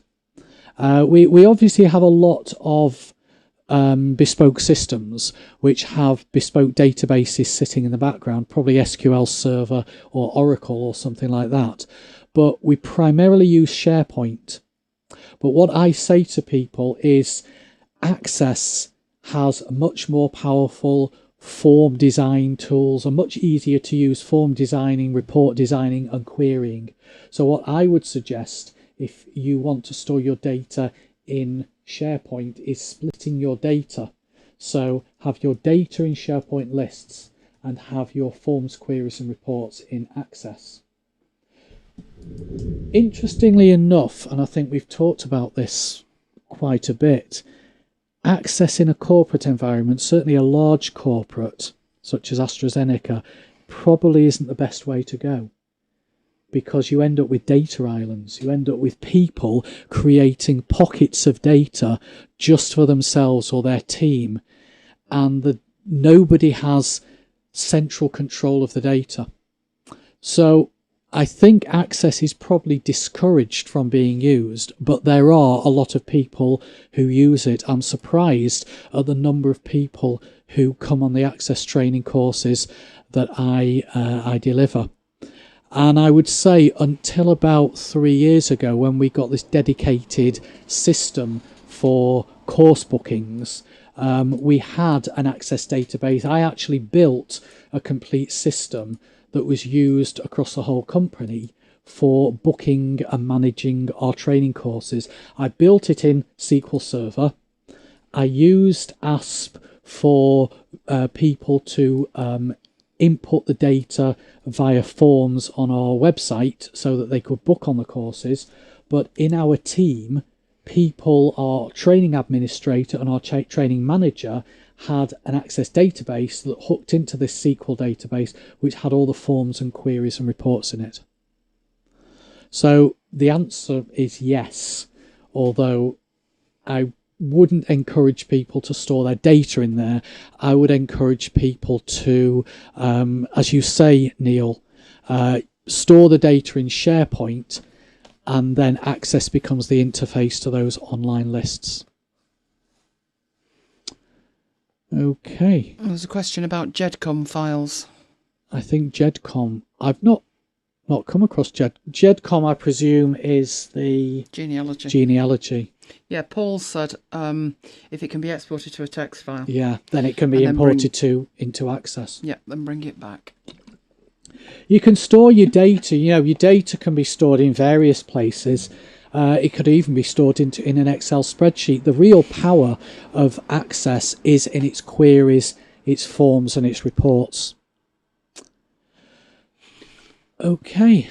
All right, I shall switch back to me. All right. We're back to me. Okay, one final thing. Notion. Notion have made a change.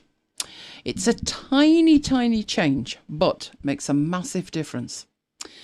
So I'm going to do a bit of an explanation first. We've discussed about above and below the fold, but just so we are singing from the same hymn sheet, a Notion record has two parts to it. There is the top bit, which always has fields in it, and then however much information you decide to put on top of it. Then there is the fold, which is the end of the information that is the meta for that particular item in Notion. The other bit is below the fold, and it could be completely empty. You may never need to put anything below the fold. It just depends on what information you're storing, what you want to do with it, etc. Steady on, boy. I thought you had another Access thing. Access and SharePoint working together. Oh, joy. Fair enough. Right, so it's not always necessary to have anything below the fold. I'm pretty sure we had a conversation, Paul in Ohio. Who's Paul Conaway on here? Oh, multiple personalities. About what should go below the fold. And the answer to that is it depends what you're doing. So I'm going to give you an example that's relevant that you hopefully will understand the concept of. And it's something that we do all the time and we do use below the fold. So same diagram, but this time think of the top half above the fold as show metadata. So that would be after hours or one episode of Marooned, one episode of MacBites, one record that has multiple pieces of information about it. It has a show type, it has a title, it has a date. All of that is the metadata of that particular show. It will have a duration. It will have a URL. So there's lots of information that belongs to an individual show. Now, below the fold, we have the actual content of that show. So think about the things that are the metadata, the date, the duration, the chat log, the URL. It's nothing to do, it's descriptive information. It's nothing to do with what was actually in the show. That goes below the fold. And there is a rationale for why it goes below the fold. Some people have said, well, can't you put it above the fold? You would be able to put it above the fold if you ran a show where you had 4 sections of it. And then in the meta, you'd have what was in section 1 and what was in section 2. But you know how we run MacBites. All over the place. Plus the fact we're using a database, a single table in Notion for multiple show types. So a Marooned is very different from an After Hours, is very different from a MacBites. But every show is a show. It just has a show type. So we contemplated whether we wanted to separate this information out into multiple tables and came to the conclusion that way madness lay. The reason being, in Access, as you've seen, it's incredibly flexible. If we had created 4 tables, so one for Marooned, one for MacBites, one for MacBites Live, one for an After Hours, so we had all of those separate tables, we could have pulled together, what shows did we create in 2019 with a union query. Notion has no concept of a union query. So if you're sat in Notion and thinking, should this be 2 tables or not? The answer's no. It needs to be 1 table unless it just won't work with 1 table. And the reason on that is, while it has no union queries, it definitely has parameter queries. So I want the show content below the fold because there's a different number of items we do. They are different show types. So everything that's above the fold is common across every episode that we create, either of the podcast, After Hours, Marooned, it doesn't matter. There are a couple of fields that if it was a podcast would be blank, but we've accepted that as that's the compromise we have to make to have this system that we've built, and it doesn't detract from it at all. So the actual show items would be in the lower half. So what that looks like in database terms, we would have a shows table and we would have a content items table. And they would be in a many-to-many relationship. It could be a one-to-many, But basically, we might cover the same item in 2 shows. So I think it's best to think of it as bi-directional. But normally you would be looking at one show in the shows table and multiple items in the content table. So let's take a look at tonight's show. That's what it would look like. There would be one record in the shows table that would be MacBites After Hours 75. And in the content items table, there would be an entry for each and every piece that we've covered. That's what it looks like in terms of the database. That's what it looks like in terms of Notion. So the metadata is still above the fold, the show content is still below the fold, but the information above the fold is coming from the shows table, and the information below the fold is coming from the content items. That's as complicated as it gets. The next step is how on earth do you implement that? Okay, so let's go off and actually implement it. So I have Notion, and we are looking at the shows table. I've already pre-filtered it, just so you've got an idea. We've obviously got our shared engine room, but you'll notice from this that this is not coming from the shared engine room. Ultimately, it is, but it's not the raw table. It's got the little arrow on it that means that this is a linked table. And that's so I can have different views in it. So I can see just the marooned episodes, just After Hours, just MacBites, whether we have a gallery of MacBites and MacBites Lives, a gallery of After Hours, and there's even an admin view where I just use that to copy show links. So this is where we manage MacBites. And if I go in to say, let's have a look at next week's show. Don't think there's any spoilers in there. Not a sausage. Nothing. Mind you, that's good news because you get to call the shots. Right. Obviously, you need to see, first of all, what's above and what's below the fold. So let's have a look at a blank show, one that we haven't actually started on. So it has a status. Everything there, let me see if I can get it all on one. I can. Right. So everything there is coming from the shows table. Obviously, there are some things that aren't used on an After Hours. So let me have a look what's not used. That's not used. So we don't use recording notes for this. Believe it or not, this is all live. This is not planned. You knew that, didn't you? I would have some comms. So I'd putting my emails in there. My content items are empty at the minute because I haven't got any. But I may want to put some notes in, I may want to put some content items in, I would have some comms, I might have some action items. So with an episode of After Hours, we use everything apart from the recording notes. That's all we need. So we have above the fold, which was that bit, all coming from the shows table. Then as we go down, we're pulling things to different we're pulling things from different tables to look at them. But this show management is embedded. This show action items is embedded. What we're actually looking at is where on earth do we get, so I'm going to keep scrolling, to the actual content items. And that there is the content items. And what I want showing in there is all the content items that relate to this show. But only this show.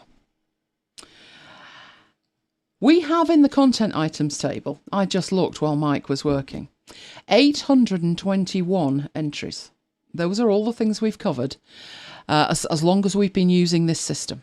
So we've done 821 different items and they are all in the content items table. So what I'll show you here is how that's working, which is, let's say, next week. Mike's just said he'll do Access and SharePoint, hasn't he? Right. Well, it has a filter on this. And the filter's really simple. Just filter the content items table for where the show name contains After Hours 76. And at the minute, nothing there. But I can add an item. And that would be Access and SharePoint. Right, who's going to do it? That would be Mike. Now, points is what we say how much work's involved. I guess, well, nothing's complete, but I'd guess that would take him quite a while, so that's 30 points. It's a demonstration. We have a whole section here. I'm giving you work for next week. It's very good of me, I know. That's not really in progress, is it? It's not started. And the show type, well, it's an after hours. So that's what happens. That's how we do it. You can automate that to some degree. What I have in here is standard show sections, bits that we have in every show. It's a toggle because inside it there's a button and there's a plus on. That's a template. If I click it, it runs, and there are all the standard bits of the show and what that looks like. So what I would then do with those is grab them and put them in the table. And they are then in there for that show. So that's basically all we need to do. So why does it get complicated? And why is this tiny, tiny change so fantastic?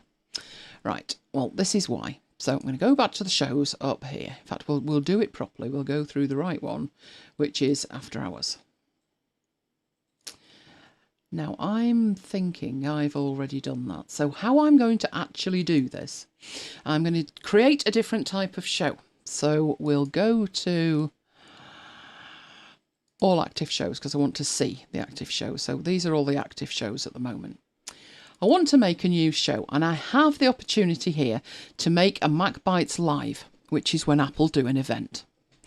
So just to show you what that would look like, I'm going to show you the template.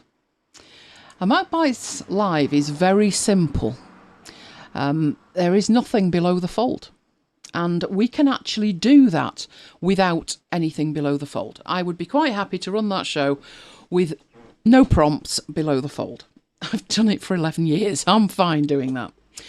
But we might want to actually be more organised with it. So what I need to do in this template, remember what I'm editing here. I'm editing a template for a new MacBites Live. First of all, let me show you what happens if I make a new MacBites Live. So I go to my template option and I choose a MacBites Live. It opens it up so I can edit it. So I'm going to put test for the demo. And it lets me set all of this information. So the date, you'll notice I have it set to 3000, so it comes to the top of the list. But we know that Apple would be doing an event on the 22nd of June. Show title would probably be whatever Apple had decided. The duration I wouldn't know at this point. The show URL I wouldn't know either, so I would have to work through this as we go. The show type would be a MacBites FM, because that's how we actually do it. And then I've got my content items, and I might want to put some in. But you can see below the fold, there's nothing below the fold. So all I've got is an outline or a skeleton of a show. I haven't got any content items to include or anything like that. It doesn't work like that. Now, obviously that's easy to solve. So we'll come out of that.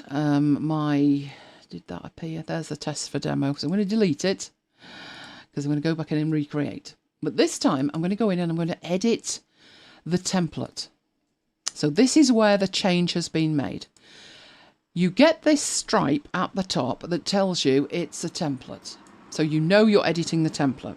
That's to remind you not to make any changes that are specific to just this show. But what I want to do is add some magic below the fold. I would love to see my content items below the fold. And this is the old way that I used to have to do that. So I would put in a linked database. And then I would say the name of the database. So it's the content items database. As you can see, it lives in the engine room. And I add it. And it sticks the entire lot in there. All of them. All of them. If I kept going, there would be 820... Well, actually, now there's more, but at least 821 of them at the last count. So, remember, I'm in the template. Right, there was no way that I could filter it for show MacBites Live WWDC 2020 because it doesn't exist yet. I'm going to make that based on this template. So we've got a chicken and egg situation. We want that table filtered for a show that I haven't actually created yet. So this was our workaround. Because in here I've got show items that we've done going back months, years, you name it. Not good. So what I did was I would filter it. Now let's go to filter. Add a filter, and I would filter it for where the show contained unplaced.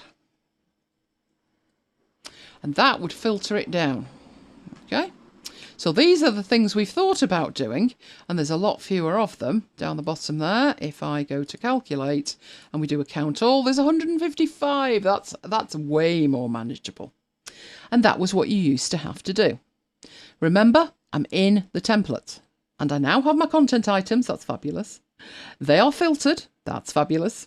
But not for the show I will create. It was a horrible, hacky workaround, but it was the only way. Right, so let's go back to the shows. In fact, I'm going to go back to the right shows. This is just the way that I've built it. It's.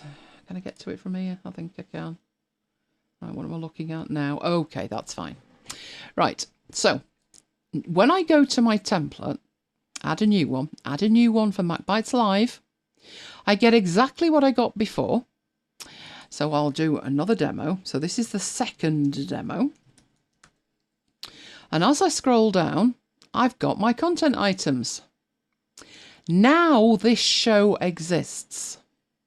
So if I go to my filter, instead of unplaced, I can actually search for this one. Now, this one's called second demo. And there it is at the top. And obviously there are no content items for second demo. But there it is, if there were. At least I start with a blank slate. Obviously, I've got to edit that, but then I get a blank slate and I can start working. Right, so even so, they can do better than that. We've been asking for this for so long. This is amazing. Right, so a little bit better, but not all there, unfortunately. So I'm going to make sure here... I'm looking for the bit that filters it. What's the status of it? Where's the status? Not content items, not action items. No. Oh, it was up here. Yeah, it's not started, so that's fine. So it'll just come up at the top here. But we can do better than that. So this time I'm going back in and I'm going to edit the template. So this is the key. You are editing the template. I'll open it up so we can see it all. Right, this page is called MacBites Live. Just MacBites Live. There is no other page in the database called MacBites Live. This, at the moment, content items, has a filter on it, but the filter was unplaced, remember, because I can't filter it for the demo until I create it based on this template, chicken and egg. The change that they've made is, when I click the drop down, the first page that's offered me is this template. So click that. And that's exactly what we had on the second demo, but we had to do it all manually. So we have the content item, which is below the fold, but there's nothing actually in it yet until I start adding content. But it's pre-filtered for this template. So let's get back out of the template. Right, the difference this time is as I make the third demo, so go to New and choose MacBites Live and put in third demo. When I scroll down, content items table's there, and it's pre-filtered for third demo. It's a tiny change that will be life-changing for us because the number of tables we have below the fold doing various things, we want the contents of them filtered. We want to only see the items in relation to this show. And the ability to do that at the point you create the template saves you making like 9 changes as soon as you make a show. It's going to be a game changer. In fact, it already has been a game changer. So we now have our third demo, which has gone to the up here. Good night. Enjoy your grocery shopping. Oh, you're going to watch the remainder on Catch Up with Jonathan in the morning. Watch party, I think, Paul. Enjoy. Right, so it's already been a game changer because if I wanted to add, now I need to see where we're up to with after hours. So where are we with an after hours? Oh, look. That's filtered for commissioned. Is not commissioned. I'm going to take that filter off this table because what commissioned means is we are all dated up to the 30th of January next year. In fact, 30th of January next year, Mike's got a Queen concert planned. Don't know if it'll happen, but he's got it planned. So we're all organised with this. Jonathan's just fallen off his chair, you know. Jonathan's asleep. No, in the morning. Oh, in the replay. In the morning when he's catching up, he'll look at that and think, and fall off his chair. And then, once he's picked himself up, he'll say, I wish I could see the view that's the MacBites release schedule, the podcast. Just saying, Jonathan. Good night, Peter. Right, so in here, I'm going to create 113. Let's have a look at the template, which is the after hours template, and edit. Go down here. There's content items. What's it filtered for? And it's filtered for a page just called After Hours, which is that one over there. It's the template. So let's come out of there and say we'll have another new MacBites. And this one is After Hours. After Hours, what was the number? Oh, let's change it to... Oh, no, we can leave it at commissioned. We can leave it at commissioned because I've done that. Right, where's it disappeared to? It's this one here. Is that the one I've just created? Oh, what on earth's going on in this table? Whoa, I've got weird sorting on in this table. I will assume it was that one. Let me sort this so I can see what the heck is going on. I think I needed that the other way around.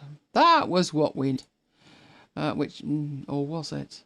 That's the wrong way round then. The sort's gone crazy. Name descending, release date ascending. Even that's not working. Or is it? What the heck is going on? No, I think we're good. Right, that's the one I'm creating, I think. Is that the one I just created, Mike? Let's have a look what's in here. Yeah, that's okay. That's okay. So this is what I've created. I then need to put a date on that, I do believe. And I don't believe that's the right date at all. So in the release date here, it looks like 114. I'm frantically trying to count this here, but these must be right. So in there, I need to move that on to a week after the 30th. Oh, it's the 30th. It must be a Saturday because you're going to your Queen gig. Or that's the plan. So we'll make that the 5th of February, 2021. And then I would go through and I would put in all my settings, which would make it 114. But ultimately, the big issue is, as I open it and go into here, I did not have to do anything to get that table to display the correct information. It's pre-filtered based on the name that I give the page that I've created from the template. That might take some getting your head round, but it's huge. It means that the content below the fold of any item in a database that you create from a template can be pre-filled or pre-filtered, basically pre-filtered, which is fantastic. I'm loving that. That's making a big difference to me. Probably won't make a jot of difference to you, will it, Mike? He's still awake, just about. Thought you'd done a Jonathan then. For the Queen concert. There's always one. Right, that's it. We'll be back with you, same time, same place next week. We will, won't we? 76, as you've just seen in the MacBite system. We have lots of slots for content. We've put one item in so far, and I will show you packages in Camtasia because somebody asked about packages. But other than that, it's up to you. You need to ping us and tell us what you would like to see. Otherwise, you get what we want, and that might be absolutely not what you want. Oh, croissants have arrived for breakfast. Enjoy, Neil. Enjoy. Glad you enjoyed it. So that's what we've got going next week. In the meanwhile, you can catch us, of course, every day, 7 o'clock UK time, for Marooned at MacBites headquarters. There's also all of the recordings available, and that's the URL for those. You need to copy that, which Mike will paste in. That'll challenge you. You need to have a clipboard where it's there for you. You need to copy that and then paste it into your podcast list app of choice. We'll have to play with the Notion below the fold terms. Kim, it's life-changing. Trust me, life-changing. So we'll be there every day this week. In fact, we'll be there. We're all marooned up to day 60, wasn't it? Or 71? End of May. We'll see how it goes at the end of May. We're not confident, or not as confident as Boris, that we'll be let out anytime soon. Boris seems to think so, but Boris is going to have to drag me out of here, kicking and screaming. Just saying, Boris. We love you guys. If you love us, and you've been amazing. I've seen what you've been up to. You've been giving us likes as we've gone. We had lots of likes before we even started, so thank you very, very much. That is much appreciated. If you want more of what I do, then go to elainegiles.com/VIP and sign up. And if you want more about MacBites, then go to macbites.co.uk/macbites-mail. You can also catch up with us on Slack. We have a fabulous time on Slack. On mobile, on desktop. Mike's going to go off and check the link for that now. It auto-destructs itself after 28 days. And last week it just decided it wasn't going to have it. If you are already a member, going to macbites.co.uk/Slack will get you entered straight in there. If you're not, it will show a sign up. Just follow the process and join us. We would love to have you along. It's where we carry on the conversation, and that we do have an awful lot of fun. An absolute ball most of the time. But, as I say, we will be back next week. Graham didn't share before he went, naughty Graham, what he was having to eat.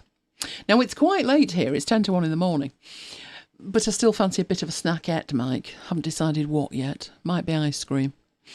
Definitely need... Oh! Or the Angel Delight pots. The tiny pygmy ones. I wonder if that's what Jonathan will be having for breakfast. Good morning, Jonathan! You were asleep. I know you were asleep because I sent you a text. I was egged on by the chat room. What can I say? Was it Neil asked who had Jonathan's phone number? And I thought, oh, I do. I'll just send a text.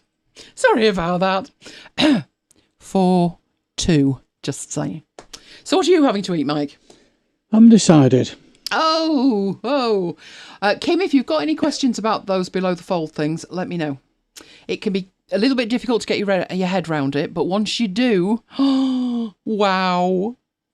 Pre-filtered. I got a little bit excited, didn't I, Mike? Yes. In my defence, my other love, my Rome is broken. Rome is badly broken at the moment. If you're using Rome, be very careful. He's got scaling issues. So I've had to put all the stuff I've been putting into Rome in Notion, and Notion's not the best place for this stuff. It's random stuff, and Notion excels at organising stuff. I'm going to need a pen and a pad at this rate. We'll see how it goes. Hopefully, it'll be back sooner rather than later. Right, so has anybody got any last-minute requests, any last-minute questions? What have you got planned for the week, and what homework will you be doing? Below the fold at Notion homework you'll be doing. Quite fancy a croissant now. It's not really the time for a croissant, is it? Mind you, we did that to Simon and Mrs. Simon. We mentioned Butterscotch Angel Delight, and there's been a global rush on it now. Not even joking there. I haven't got any croissant. 4-2, Kim, to me. 4 to me, 2 to Jonathan. I'm winning. We haven't got any croissants. Well, I call that a gross oversight on your part. Do they do gluten-free croissants at Tesco? No idea. You could have a look. I can't get a slot at Tesco. Oh, still? I won't even give them business. I shall be heading off to Morrison's and having a look what they've got in the way of gluten-free croissants. But I'm not confident. I used to love croissants. Didn't have croissants until I was about 12. And then I tried it and it was like, oh, and it was gorgeous. Gorgeous. You're very welcome, Deborah. Always enjoy Saturday mornings when you can get here. Excellent. Well, we'll see you next week then. So if there is no more questions, comments, queries, or anything else, we'll head off and we will have something to eat. So it's good night from me. It's good night from me. And we will both see you next time. Night, guys.